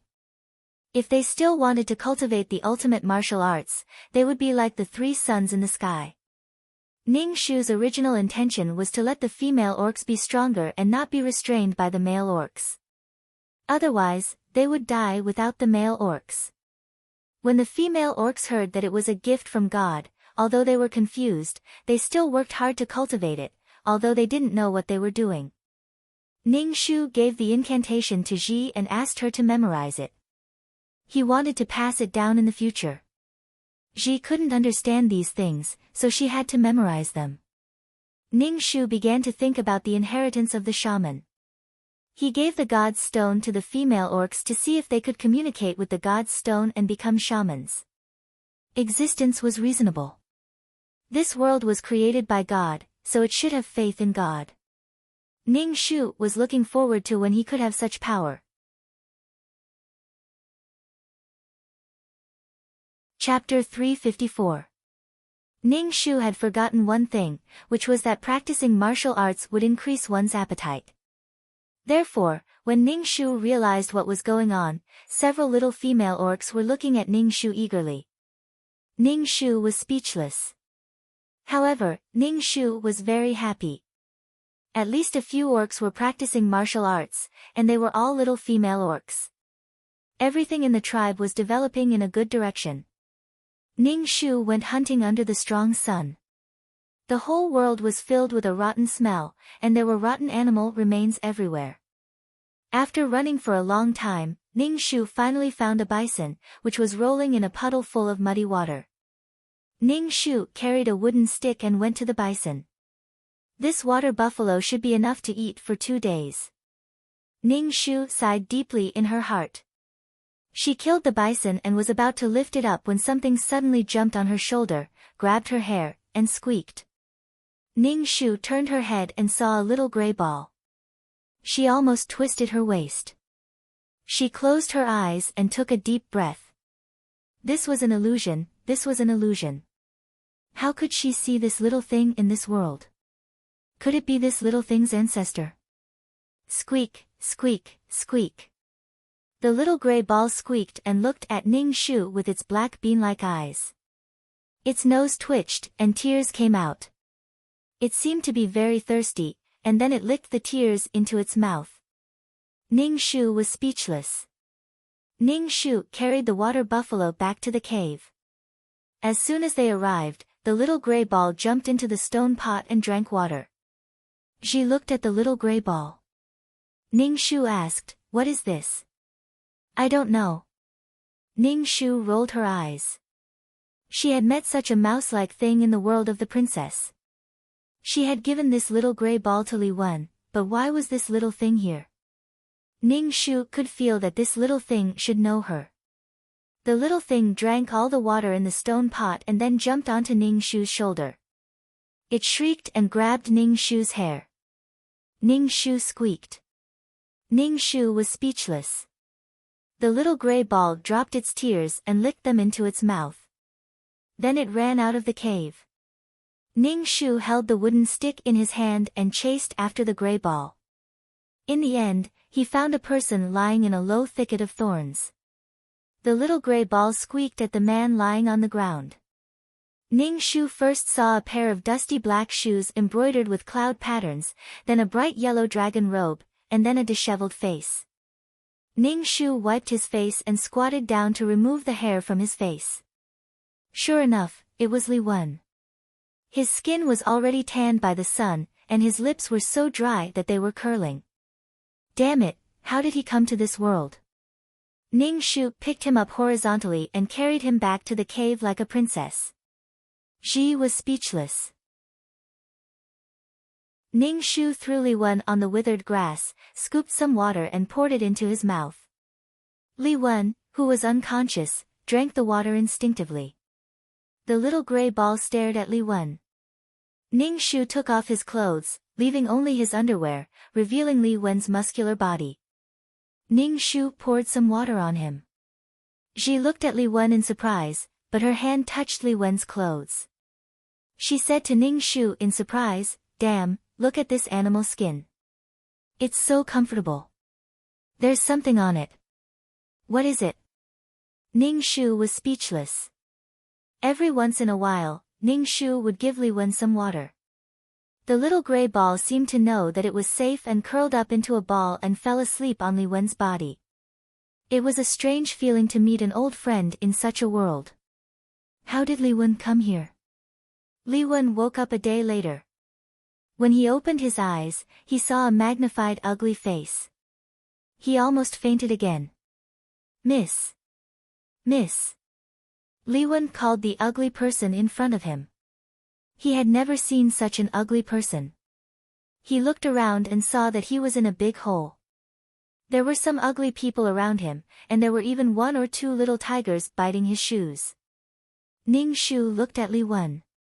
In an unfamiliar environment, Li Wen was scared at first, but then he calmed down. I want to eat something. Can you give me something to eat?" Li Wen asked Ning Shu. Ning Shu nodded and gave Li Wen a bowl of meat. Li Wen had been hungry for a long time since he came to this world. He just boiled it with water and added salt. The meat was very fishy, but Li Wen ate it very happily. "May I ask what this place is?" Li Wen asked Ning Shu. Ning Shu didn't say anything and just looked at Li Wen. "How the hell did you come here? Can't you understand what I'm saying?" Li Wen asked again. Ning Shu said, "Who are you? How did you come here?" "I came here because of this little thing." Li Wen reached out and touched the little gray ball. Ning Shu, dumbfounded. Ning Shu asked 2333, "What's wrong with this person?" 2333 thought for a moment and said, "There are some mysterious things in the world. This thing should be a silver cloud mink. It lives in space and its main food is some destroyed plane fragments. So, it has the ability to freely travel between planes." Ning Shu, 0, Ning Shu grabbed the little gray ball and looked at it. "It's so awesome." Ning Shu pulled open the little gray ball's hind legs. "Yes, it has a male dick." The little gray ball opened its eyes and kicked Ning Shu's face and jumped onto Li Wen. Such an awesome thing didn't like her. She was speechless. She was the one who met this little thing first. Li Wen stayed in the cave, but he felt that his worldview was being challenged everywhere. 3 suns, 10 moons, and even a child had turned into a winged tiger in an instant. Monster. Also, he couldn't understand what others were saying. He could only communicate with one person, the leader of the tribe. Li Wen wiped his face. What the hell was this place? What made Li Wen depressed was that he couldn't do anything here. He couldn't hunt. He was the emperor, but he was so useless. His ability to stabilize the country was useless here. Every day, he had to wait for a bowl of meat.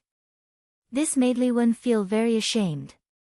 Ning Shu looked at Li Wen's bitter face and lit a candle for Li Wen. If he came here and couldn't go back, what would he do? Seeing the little gray ball's unreliable appearance, Ning Shu felt that Li Wen would be in charge in the future. What Ning Shu didn't expect was that Li Wen wanted to go hunting with the team. Ning Shu just looked at Li Wen with contempt. It was okay to command others, but to go hunting himself? What a joke. Li Wen was the emperor, and he practiced martial arts to strengthen his body. He felt that it was useful to go hunting occasionally. Ning Shu didn't stop him and let him go. When he really fought with these prey, Li Wen felt that these animals were fierce. Every meal was a struggle for life. Now, Li Wen wanted to go home. He really wanted to go home. Chapter 355. The weather was getting hotter and hotter, and the sunlight was getting more and more intense. The leaves were already crispy and would crumble with a pinch. The grass on the ground had withered, revealing the yellow sand on the ground. It felt like there was no green in the entire world. Ning Shu no longer dared to bring the team out to hunt, because if they stayed outside for another 10 minutes, they might get dehydrated and heatstroke. Their skin would be directly sunburned. Everyone huddled in the cave, and there was not a single drop of water in the cave. It was as if all the water in the world had evaporated, and there was not even a drop of dew in the morning. They were even more frugal now. Ning Shu had already drawn 120 marks on the wall. It had been 4 months of drought, but there was still no sign of rain. Ning Shu looked at the water in the stone pot, not knowing how long they could last. If it still did not rain, they would really be waiting for death. The previously handsome, dignified, and noble Li Wen had no water to wash up with now. His face was covered in black dust, but as he sat on the ground and leaned against the stone wall, his aura did not let others look down on him. Ning Shu gave the little gray ball a little bit of spirit marrow crystal powder. After eating it, the little gray ball fell into a deep sleep, and Li Wen hugged it. Li Wen's face was calm, but his heart was going crazy. He really wanted to shake this little thing awake. If it fell asleep, how was he going to go back? Where did this little thing bring her to? Oh my God! There was no more prey in the forest, and many animals had died of thirst. Ning Shu decided to take out the bacon buried under his feet. The tribe was filled with a sense of despair, but when they saw Ning Shu dig out the bacon, everyone's eyes lit up. Even Li Wen looked at Ning Shu with admiration. Obviously, he felt that Ning Shu was prepared. I feel like you're very familiar. Li Wen raised his eyebrows and asked Ning Shu. Ning Shu glanced at him very elegantly. In the past, you were the emperor, and I had to curry favor with you everywhere. Now, I'm the master here. I don't know you. Li Wen, he felt that this person looked down on him.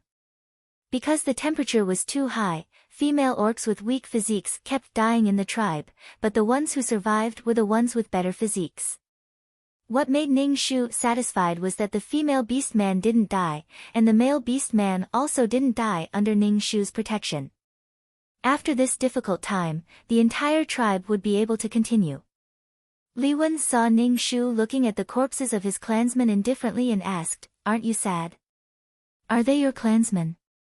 When Ning Shu heard this, he almost spat out his saliva. As the person who killed all of his brothers to ascend the throne, he actually had the face to ask him this question. Can you be any more hypocritical?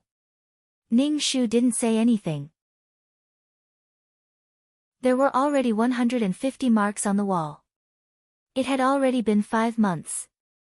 The trees had already died under the scorching sun. There was no more water in the cave. There were only 2 stone pots of water left. Ning Shu wiped his face. His heart was filled with despair. In front of the heavens and earth, everyone was humble and weak. What was going on with the heavens and earth? Ning Shu said, "Fuck, can you pray to God? Did God give up on us?" Ning Shu, how should she pray? Pray your ass. She didn't even know who God was. Under Ji's gaze, Ning Shu held the stone of 10,000 worlds and mumbled nonsense. Li Wen raised his eyebrows and looked at Ning Shu. Obviously, he didn't believe in God. Ning Shu didn't know if it was an illusion, but he felt that the stone of 10,000 worlds in his hand was a little hot, and it was getting hotter and hotter. Suddenly, it flew out of his palm and into the sky. Then, a huge black hand appeared in the sky and scooped up the stone of 10,000 worlds. What the fuck? Ning Shu almost peed his pants. In all honesty, he was just touching the stone of 10,000 worlds. He didn't have any intention of taking the stone of 10,000 worlds. The huge black hand paused in the sky and directly crushed 2 suns before disappearing. Ning Shu, what was that? Li Wen's voice was trembling. Li Wen, who didn't change his expression even when Mount Tai collapsed in front of him, was stunned at this moment. Ning Shu swallowed a mouthful of saliva. Oh my God, his heart was trembling. That's our God. Ning Shu puffed out his chest and said. Oh. All the orcs cheered. With 2 suns gone, the sky became much darker and wasn't as dazzling as before. Ning Shu clutched his chest. He was so scared that he had a heart attack. Li Wen's pupils trembled. Obviously, he was shocked by the huge power of the huge black hand. The ants suddenly realized that there was something even more powerful in this world. With Li Wen's mindset, he wanted to pursue this power. He thought that he was lucky to have this little thing in his arms. He didn't expect to see such power. Li Wen was an emperor. He never believed in such supernatural things. However, he saw such a powerful power with his own eyes. Because there were 2 less suns in the sky, the world suddenly became cooler. It was so hot before, but why did it suddenly become cold? It even felt a little cold. It was easy for the cold and hot clouds to accumulate. After 2 days, it finally rained. After nearly half a year, it finally rained. The orcs jumped and cheered in the heavy rain. They opened their mouths to catch the rainwater. The female orcs took out the stone pot to collect the rainwater. Ning Shu raised his head and let the bean-sized raindrops hit his face. It was a little painful and itchy, but there was an indescribable joy in his heart. At the same time, he was extremely shocked. The strong could control the fate of others. When would he be strong enough to control his own fate and not let his fate be controlled by others? After the rain, the grass grew again. Some withered books sprouted again. The whole world was filled with a fresh smell. No matter who that God was, Ning Shu was grateful to him. His casual actions saved many lives and allowed her to not fail her mission. Amitabha. A good person would live a peaceful life. One day, she would also become a powerful existence. Before that, she had to live and work hard to live. Ning Shu saw that Li Wen had been silent. His eyes were very bright, and there was a burning heat in them. The current Li Wen wasn't the same as the previous Li Wen. If the previous Li Wen defined himself as an emperor, then the current Li Wen didn't have such a feeling. He seemed to have a new goal. He felt that his entire person was sublimated. Your God seems to be very powerful. Li Wen suddenly said, does such a person really exist in the world? Ning Shu nodded. God is omnipotent. God created this world. He is unbelievably powerful. After eating the spirit marrow crystal powder, the little gray ball woke up. It first jumped onto Ning Shu's shoulder. Ning Shu squeaked twice and then jumped back into Li Wen's arms. Ning Shu wanted to roll his eyes. He had given this guy such a good thing, but it was still indifferent to him. This little thing was only compatible with Li Wen.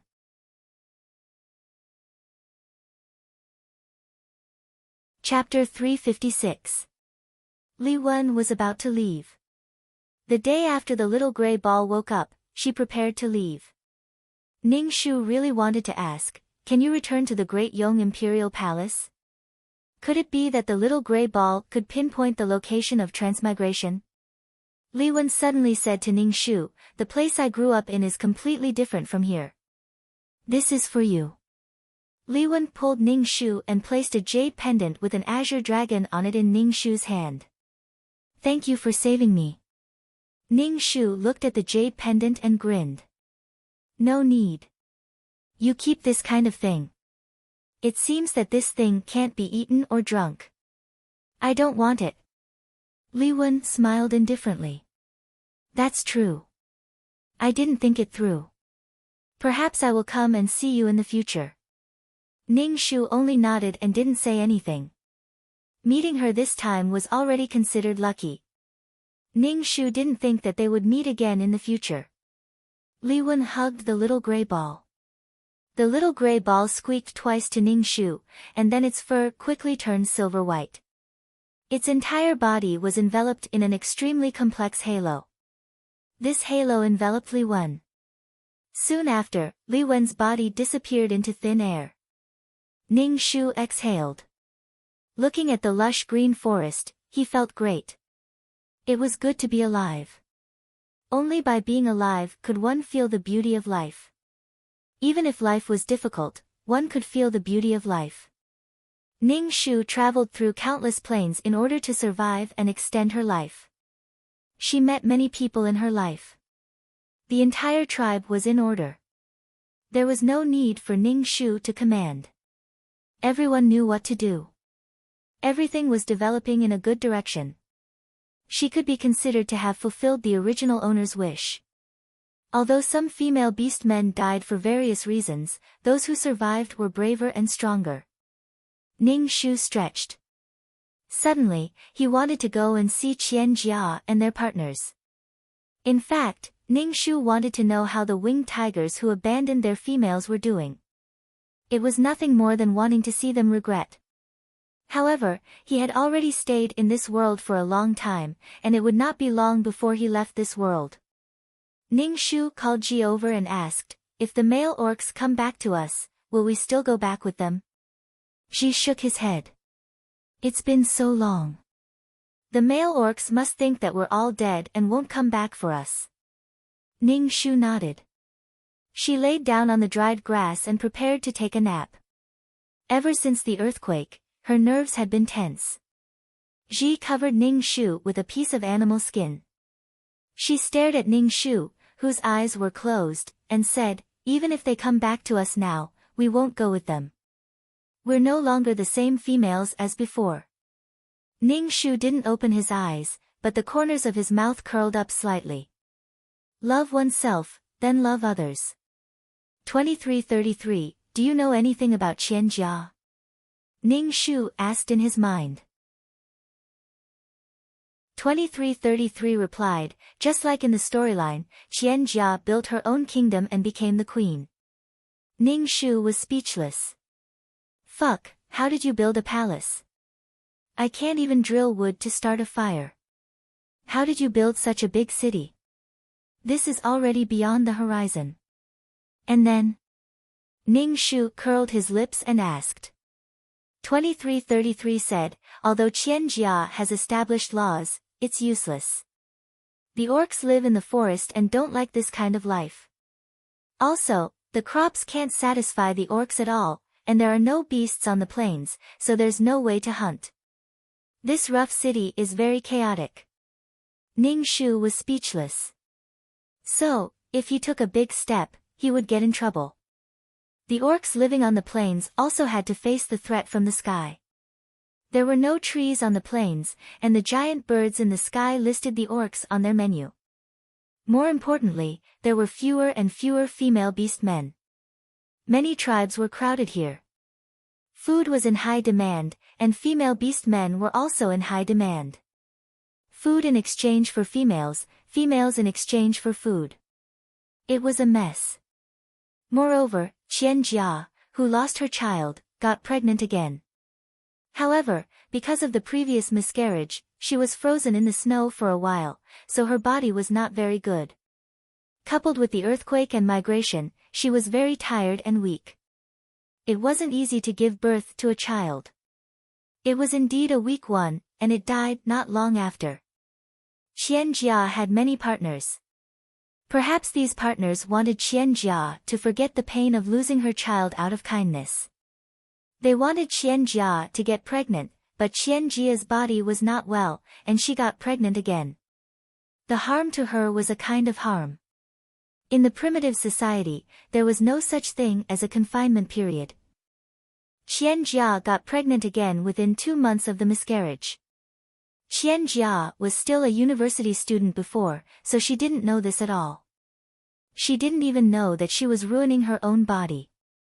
Coupled with the previous miscarriage and the early death of the child, Qianjia was very nervous when she was pregnant, which was not good for her body. The child she gave birth to was a child with a snake's body and a human's head. This deformed child should be from the black snake tribe. They weren't of the same tribe, so genetic problems were easy to occur. Qianjia couldn't take it anymore, and her emotions were on the verge of collapse.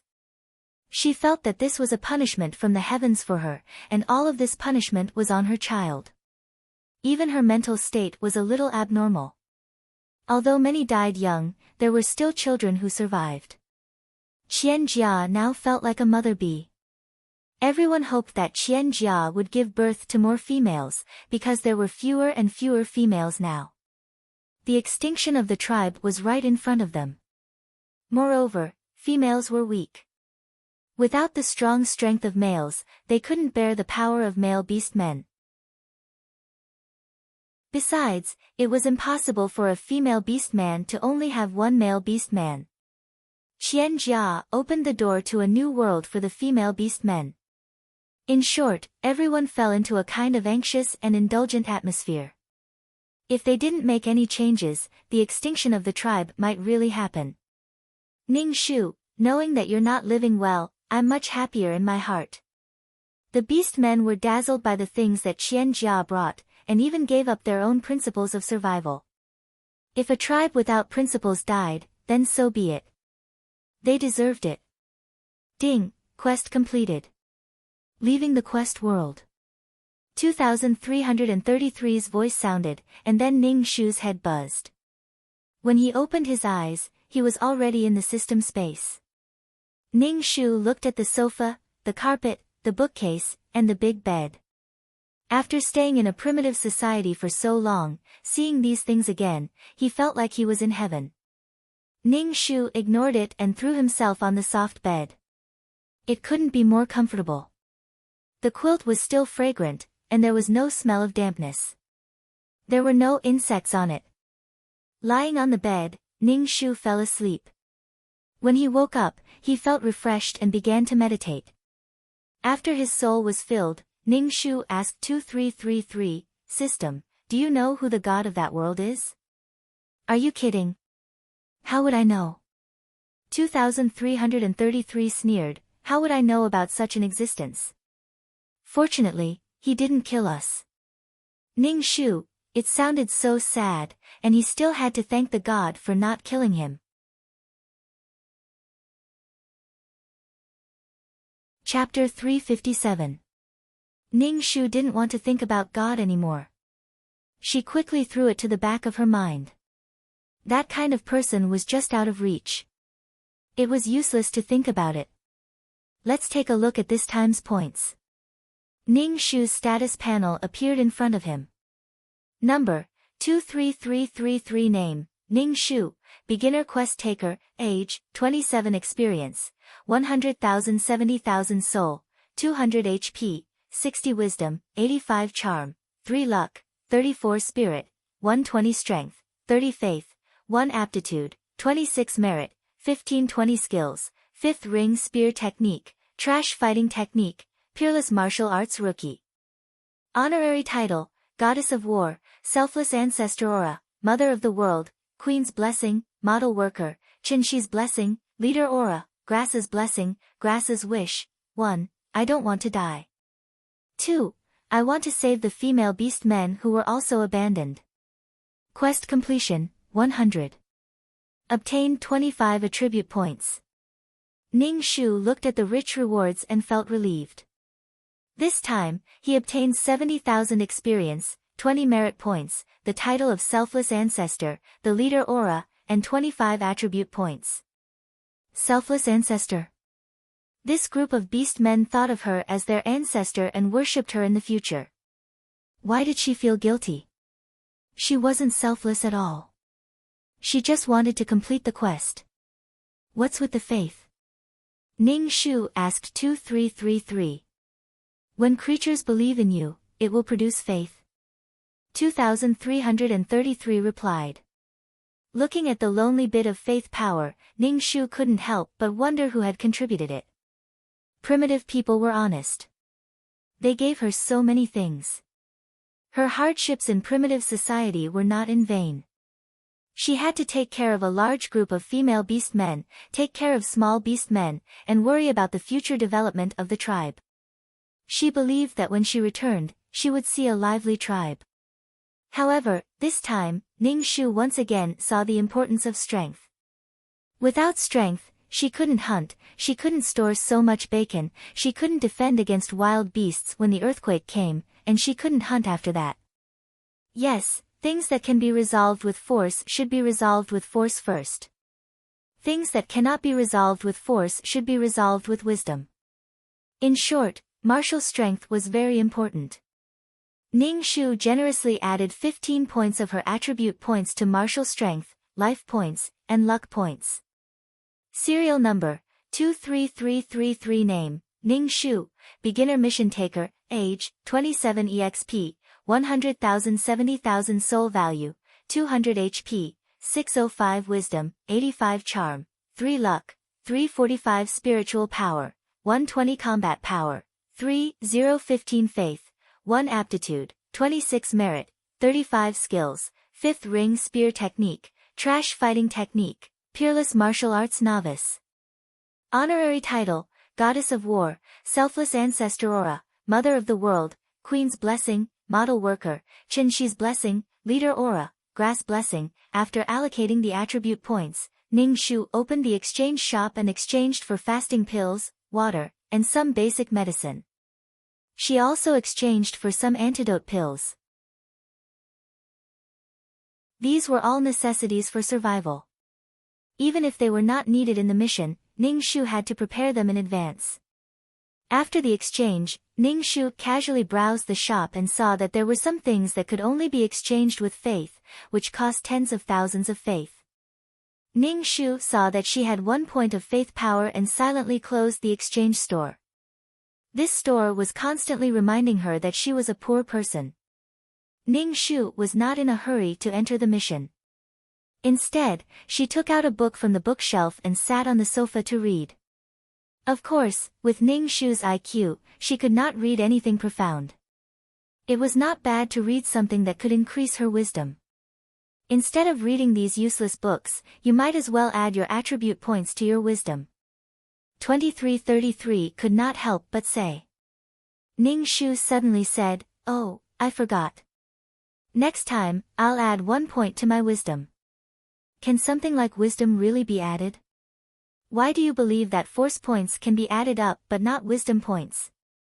2333 asked. Ning Shu said, "Wisdom is fixed. Can I increase it by adding points to my attribute points?" 2333. You really should add some points to wisdom. With a higher wisdom value, you can quickly think of solutions when doing quests and complete them faster. 2333 was very dissatisfied with Ning Shu for always adding attribute points to her martial strength.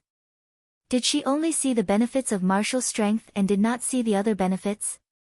A real wise person is a person who does not miss a single detail. 2333 said, "This kind of person does not need great strength and will never get into trouble." Ning Shu said, "Oh, how tiring would that be? Just listening to it was enough to kill a lot of brain cells." 2333, don't you get tired of waving your sword around all day? 2333 felt that it was his duty to guide this quest taker on the right path. How strong could a person be? If they encountered something they could not solve, they would need to rely on external help. This was the time to test a person's intelligence. Some people could easily solve the problem, but some people could not. If you only had martial strength but no brains, you would not go far. It's not tiring for me to fight. In the future, I will learn to use my brain. Use my brain. Ning Shu nodded and said. Ning Shu always felt that wisdom was something that could be accumulated slowly. The more knowledge one had, the higher one's wisdom would naturally be. Closing the book, Ning Shu cultivated for a while. When her soul was much fuller, she said to 2333, let's enter the mission. Ning Shu's brain went blank for a moment. Then, she heard all kinds of mechanical instructions. Strings of codes flashed in front of her eyes, mixed with the sound of electricity. When Ning Shu heard the sound of electricity, she felt goosebumps all over her body. When she opened her eyes, she found herself in front of a valley. She was sitting on the ground, holding her ankle. Her ankle was slightly red and swollen, but Ning Shu did not feel any pain. Ning Shu touched her body from head to toe. She was wearing an elegant ancient costume and her hair was tied up with a hair band. Touching this body, Ning Shu felt that she really existed, but there was no heartbeat. This body also did not have the ability to breathe. Ning Shu could not help but take a few deep breaths. Breathing was no different from not breathing at all. She could not feel cold, heat, or pain. Other than her consciousness, there was nothing. What did she become this time? She looked around. This was a beautiful place. There was a river and trees. Every blade of grass and tree was very realistic. However, there was no sign of human habitation. A bird flew in front of Ning Shu. Ning Shu caught the bird, but the bird also had no breath. Chapter 358. For such a strange phenomenon, Ning Shu first chose to receive the plot. This was a holographic MMORPG world. The so-called holographic MMORPG was a very high-end gaming method. Through the gaming helmet or gaming chamber, the brain waves were reflected into the system. The simulation was very high, and it made the players feel as if they were in the real world. Ning Shu guessed that the technology outside the game world was very advanced. At least Ning Shu had never seen such high-end technology. And this body was an NPC. It should have been controlled by the system's intelligence, but under a coincidence, it had its own consciousness. The so-called NPC was a game character that was not controlled by the player. It was used to promote the development of the game story. For example, when the player entered a shop, the shop owner was an NPC. For example, Ning Shu, this NPC, sprained her foot and waited for the player to come and save the damsel in distress. She let the player go to the valley to pick herbs and defeat the beasts guarding the herbs. To put it bluntly, she let the player kill monsters, drop equipment, and gain experience. The original owner's consciousness was like a newborn baby. She did not understand anything. Fortunately, there was the main system's control, so she knew what to do. But compared to other NPCs, the original owner had emotions and felt lonely. The game entered the last review. The original owner's abnormality was not discovered. When the players continued to enter the whole world, the game became popular. The male lead of this world was a person with the ID Following Cool Breeze. He was the first person to enter the game and was also the first person the original owner met. This, Following Cool Breeze, was the first person to come to the original owner. The original owner was very surprised to see this person. According to the game's plot, she let Following Cool Breeze enter the valley to find herbs. The original owner was very curious about people.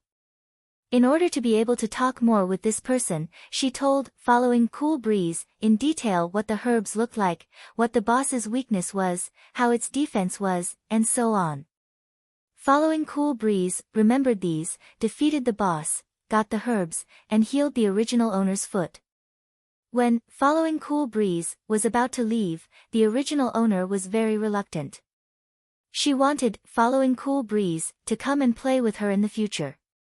Following the Breeze felt that this NPC was really special.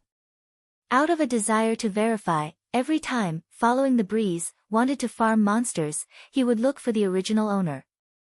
The original owner would tell, following the breeze, about the boss's HP, attack, defense, and how to farm monsters. Every time I tested it, the level of flowing with the breeze quickly increased, and I obtained a lot of top-quality equipment. These equipment were all money. Following the breeze felt that this NPC should be a loophole in the system. Of course, following the breeze did not treat this NPC as a person at all.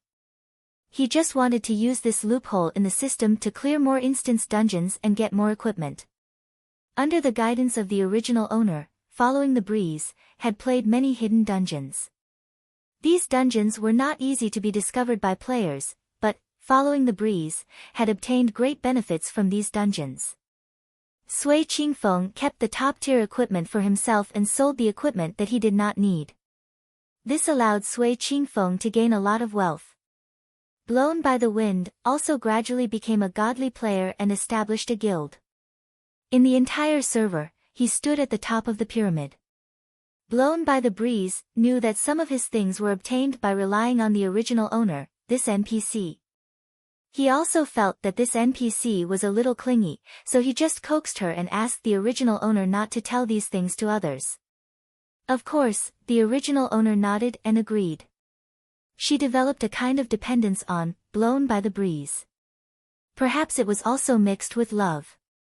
After that, the original owner met so many players, but she could not forget Blown by the Breeze. Later, the original owner revealed more and more things. The abnormalities in the data were finally scanned by the game control system. The game staff finally erased the original owner's code and erased her as an NPC. Without this NPC, Blown by the Breeze could only sigh. At the same time, he also let out a sigh of relief. The existence of this NPC was actually a balm to Blown by the Breeze. As a godly player, if this NPC revealed the secret, what would others think of him? And now, he had obtained a lot of wealth in the game. This wealth could be exchanged for money in the real world. Of course, in this world of gratification and revenge, of course, there would also be love. Especially the love between a godly player and a game rookie, it was naturally beautiful. The original owner's wish, to be a dutiful NPC, so that Blown by the Breeze could not casually use her. So that Blown by the Breeze would not be able to survive here. Ning Shu nodded. Although Blown by the Breeze was strong, he could not climb so fast to become the #1 godly player in the whole server. An unshakable godly player. Wealth, glory, and beautiful love. This task was actually a bit difficult. After all, the male lead had luck on him. As an NPC, he could not be too biased towards the players. He could not be too against the players. If he harmed the interests of the game company, he would still be obliterated. But now, without her help, Blown by the Breeze could not climb so fast. Ning Shu sat on the ground. All kinds of codes and instructions flashed through his mind. Thinking about it, the original owner could not be considered a person. She could only be trapped in this game for a lifetime. Being conscious was actually a kind of tragedy. It was better not to know. The original owner was so attached to Blown by the Breeze. First, it was because of the fledgling complex. After all, the first person she saw was Blown by the Breeze. Second, the original owner also realized that she and Blown by the Breeze were different. So, she used the dungeon and boss information to please Blown by the Breeze. But in Blown by the Breeze's heart, the original owner was just a system loophole, a string of data. If it showed human nature, Blown by the Breeze also thought that it was artificial intelligence. After all, technology was so advanced, there was nothing that could not be done. Ning Shu sat on the ground and looked at the red mark on her jade-white ankle, but she didn't feel any pain. She rolled her eyes and walked to the river to look at her reflection in the water. She didn't expect the river to really reflect her face. This was an extremely realistic world. This could also be done. Ning Shu looked at the water. This image was designed very beautifully. She was wearing a white fluttering deep robe with wide sleeves. Her beautiful hair was tied with a blue hair band. Her face was beautiful and gentle. Her phoenix eyes were half-curved and hid amber. Her red lips were a little cherry. She had a kind of fluttering temperament. But since it was a hero saving a beauty, the beauty had to be beautiful. Only then would the hero be willing to save her. Ning Shu was responsible for the area around the valley. She could only move around in this area. Every NPC had their own responsibilities. Now, Ning Shu was waiting for, blown by the breeze, to come. Ning Shu was really bored. She laid down on the grass and slept. Although she was an NPC, she still needed to sleep. What rested was her soul. After an unknown amount of time, a command sounded in her head. Ask the player in front of you for help. Ning Shu opened her eyes and saw a person standing in front of her. Looking at the ID above his head, blown by the breeze. I finally waited for you. Chapter 359. Following the cool breeze, was wearing a t-shirt and white pants. His entire person looked slender and elegant. His face was handsome and he didn't look very old. He was at most in his early 20s. In holographic online games, players could define their own appearance. They could choose the degree of similarity to their real body. It was estimated that, following the cool breeze, had a very high degree of similarity. Looking at, following the cool breeze, S level, it wasn't very high. He also didn't have any equipment on him. He was completely new to the game. Following the cool breeze, didn't think that there would be a woman lying here. She was dressed in ancient clothing. Following the cool breeze, knew that this should be a game NPC. It was just that when this woman opened her eyes, following the cool breeze, expressed that he was stunned. The game developers had designed this NPC to be very beautiful. Ning Shu and, following the cool breeze, stared at each other. Ning Shu's head transmitted an instruction, Hero, this little girl accidentally sprained her ankle. Go to the valley to find an herb. Hero? Ning Shu said greedily, Hero, this little girl accidentally sprained her ankle. Can you help this little girl go to the valley to find an herb called the aconite immortal grass? Following the cool breeze, knew that this was a mission issued by the system. He immediately accepted it and turned around to enter the valley. Ning Shu looked at, following the cool breeze, back. This time she didn't tell him the exact location of the immortal grass. She didn't tell him that the immortal grass was guarded by a boss. She also didn't tell him the boss's weakness. With, following the cool breeze, current level, it would be very difficult for him to deal with that boss. Ning Shu crossed his legs and waited for, following the cool breeze, to come out. Sure enough, not long after, following the cool breeze, came out. Ning Shu looked at him. He had actually been killed by the boss and had actually lost 3 levels. His level wasn't high to begin with and now he had actually lost levels. Ning Shu was secretly pleased and asked, Hero, you didn't bring back the immortal grass. Following the breeze, did not make a sound. It was obvious that he was not in a good mood. After much difficulty, he finally found that thing called aconite immortal grass. Just as he was about to pick it, a large spider with coarse skin and thick flesh suddenly appeared. The spider's silk that it spat out entangled him, making him unable to even retaliate. In order to increase the realism of the game, in order to let the players feel real, the game had set up sensory stimulation, especially pain. Every time, blown by the wind, was clamped by the spider's poisonous claws, it would be very painful. It was extremely painful. At the same time, he was terrified. He was terrified that he was really going to die. With great difficulty, he managed to break free from the spider web, and, blown with the wind, ran out. At this moment, when he heard this NPC ask him if he had picked the immortal grass, following the breeze suddenly felt his face burning. Even if the other party was just an NPC, following the breeze still felt embarrassed. Especially in front of such a beautiful woman. Following the breeze, wiped his face and said, "The boss guarding the stage is too strong." At this moment, a notification appeared in Ning Shu's mind, "Hero, it's okay. That 8-clawed poisonous spider is strong, but I believe that Hero will definitely pick the aconite immortal grass to save me. This little girl believes in Hero. Hero, you can definitely do it." Ning Shu. Fuck, this line was really fucking disgusting. The corner of Ning Shu's mouth twitched. He looked at, following the breeze, and said, "You piece of trash, I told you to pick a grass but you can't even pick it." Following the breeze, this NPC was really ruthless. Women were all fickle. Even NPCs were designed with this kind of character. Following the breeze felt that he had been humiliated and left in embarrassment. In the following time, Ning Shu received players who came to the valley to clear the dungeon, but none of them succeeded.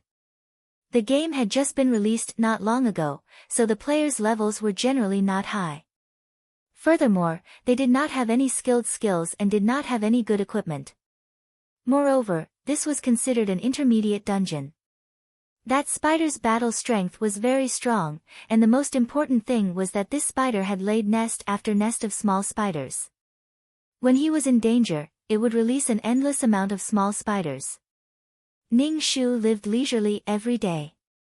He did not eat, breathe, or excrete. Ning Shu also wanted to practice some peerless martial arts, but in the end, he gave up.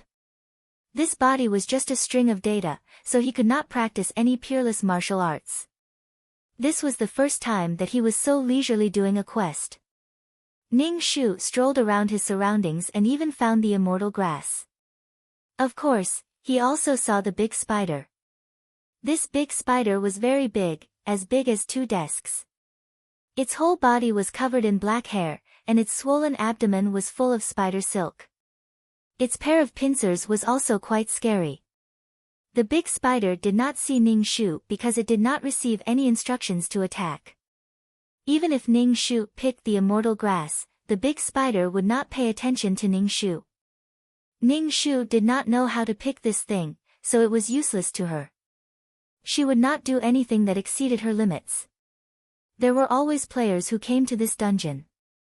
Ning Shu followed the system's instructions and spoke very sweetly to these people to send themselves to death. Basically, those who entered would drop a level. Not long after, following the breeze, came again. Following the breeze, came again. Ning Shu was not surprised at all. From a certain point of view, the original owner could be considered following the breeze's golden finger. This time, following the breeze did not come alone. He brought 3 people. It seemed like a group had come. He knew that he could not deal with the big spider alone, so he brought more people. Ning Shu looked at the IDs above their heads. A chrysanthemum facing the south, the wind blows my balls cold, and the monster is very strong, you go first. Ning Shu was speechless. What kind of names were these? However, these people would all be famous gods in the future. They were the companions of following the breeze. When they encountered large dungeons and strong monsters, these people would following the breeze, to kill monsters. A chrysanthemum facing the south looked at Ning Shu and said, "Yo, this is the first time I've seen such a beautiful NPC. Every day in the beginner village, I would have come out if I knew earlier." Right now, most of the players were still wandering around the beginner village. The levels of the people brought by, following the breeze, were not very high. They probably wanted to use the human wave tactic to defeat the 8-clawed poison spider. Ning Shu felt that these people were too naive. Following the breeze looked at Ning Shu and said, "This NPC has a weird personality. Don't provoke her." Ning Shu pretended not to hear what following the breeze said and told him about the quest. "Hero, this little girl accidentally sprained her ankle. Can you help this little girl go to the valley to find a stalk of immortal herb called aconite? This little girl will definitely repay you generously." following the breeze, looked at the pitiful Ning Shu and accepted the quest. He brought his 3 companions and went in. Ning Shu shrugged his shoulders. I'll just wait for you guys to return victorious. This quest was still very rich.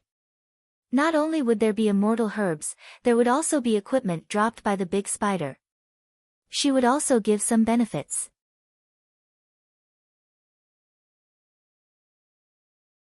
Chapter 360. Ning Shu didn't think that these 4 noobs would be able to kill the spider. At that time, following the breeze was so lucky, using the method given by the original owner to kill the big spider. Now she didn't give any pointers to following the breeze. Let's see how he played. It was clearly an intermediate level dungeon, and he wanted to use the noob's experience to clear it. Ning Shu felt that following the breeze was going against this dungeon. It was probably because she said that following the breeze was trash, which provoked him and made him want to clear this dungeon no matter what. Ning Shu waited outside for the 4 people to come out. After a long time, the 4 people came out with their tails between their legs. Ning Shu saw that they had all dropped levels. Especially the player called Wind Blows My Balls Cold. There were still a few small spiders hanging on his body.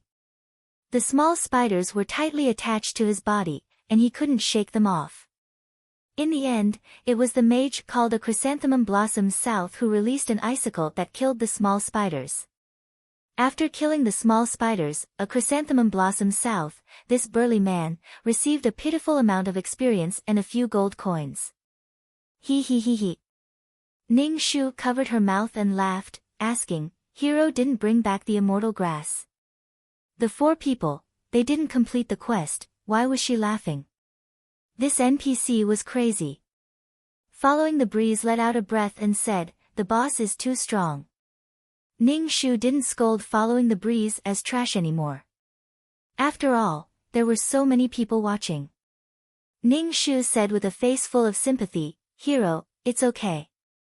That 8-clawed poisonous spider is strong, but I believe that Hero will definitely pick the immortal grass to save me. I believe in Hero, you can definitely do it. Following the breeze was very surprised that this time the NPC was so easy to talk to. Out of instinct, following the breeze still asked, we are looking for the immortal grass for you. Can you tell us, what are the weaknesses of that 8-clawed poisonous spider? What do you mean by looking for the immortal grass for me? It's clearly your own quest. I don't feel any pain, I'm still alive and kicking. Ning Shu didn't tell following the breeze everything like in the storyline, but now following the breeze actually asked it himself. It was clear that the storyline was powerful. Do you think that an NPC would answer you if you asked such a question? Ning Shu covered her red ankle and pitifully said, Hero, this little girl accidentally sprained her ankle. Can you help this little girl go to the valley to find a stalk of immortal aconite grass? This little girl will definitely repay you generously. Following the cool breeze, cool wind between pants and balls, felt that, following the breeze, was trying to be funny, so he opened his mouth and said, she's just an NPC, what the hell would she know? Are you crazy? Why don't you look at the game guide instead of asking an NPC? Ning Shu looked at the few of them repeating the mission over and over again. Hero, this little girl accidentally sprained her ankle. Can you help this little girl go to the valley to find a stalk of immortal aconite grass? This little girl will definitely repay you generously. Following the cool breeze could only shake his head and leave with his companions. From time to time, following the cool breeze would turn back to look at Ning Shu, whose skirt was fluttering in the wind. This NPC was following the cool breeze's opportunity. He should be able to feel it himself, but I won't tell you right now. If I don't tell you, you'll be anxious to death. Ning Shu grabbed a small bird and played with it in his hand. When he met players, he would release a mission. Sometimes there would be female players who came to do missions. Of course, the results were even worse than the male players, and they were forced to return to the city to heal. This made Ning Shu a little excited to see who would be the first to complete the mission. In the storyline, the first to complete the mission was following the cool breeze. After that, the entire world broadcast following the Cool Breeze's achievements. After all, he was the first to complete an intermediate-level dungeon, so it was quite amazing. At that time, following the Cool Breeze's reputation gradually grew. In addition to the original owner's continuous instructions to following the Cool Breeze's achievements were constantly refreshed and he became a great god. Later on, when the game became popular, following the Cool Breeze also became a great god with a stable position. Following the Cool Breeze also did not casually complete dungeons. Only when they encountered the ultimate dungeon, would the super boss form a team to farm monsters. He was a godlike existence. Just in the game, it allowed following the Cool Breeze to earn a lot of money. In fact, this should be considered a prequel to the story. The beginning of the story was when a little noob met a great god. In fact, this was a little girl's fantasy story.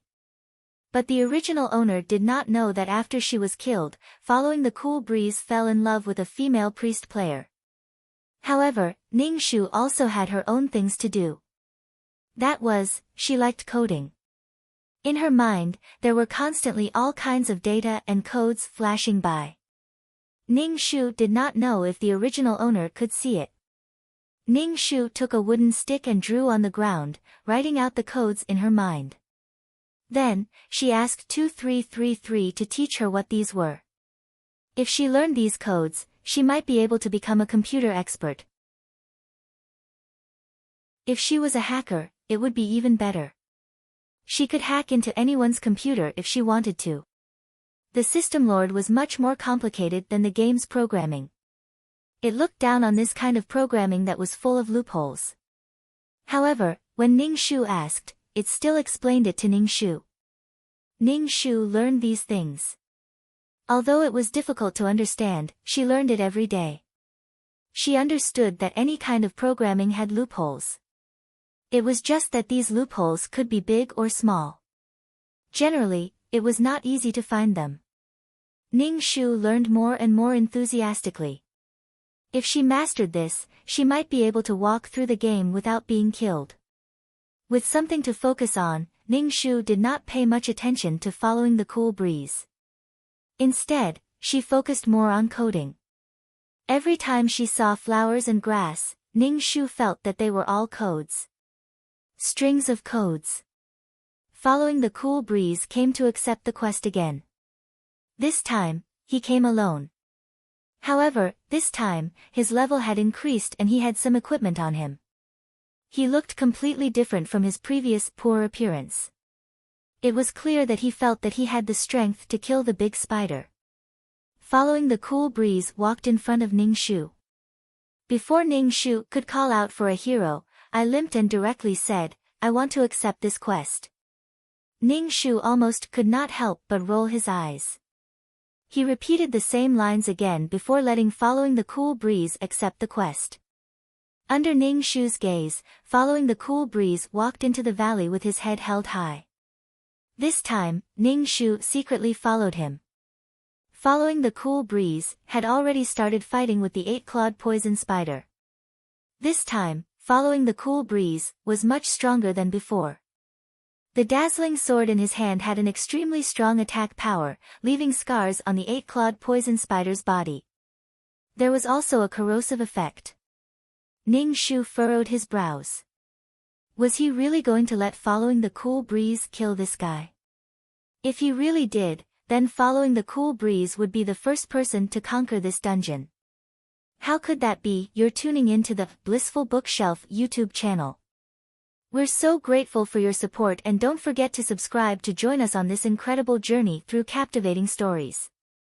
Your generosity through donations truly makes a world of difference, as it's the primary source of revenue that allows me to expand and enhance this channel for you. Thank you from the bottom of my heart for being a part of this adventure.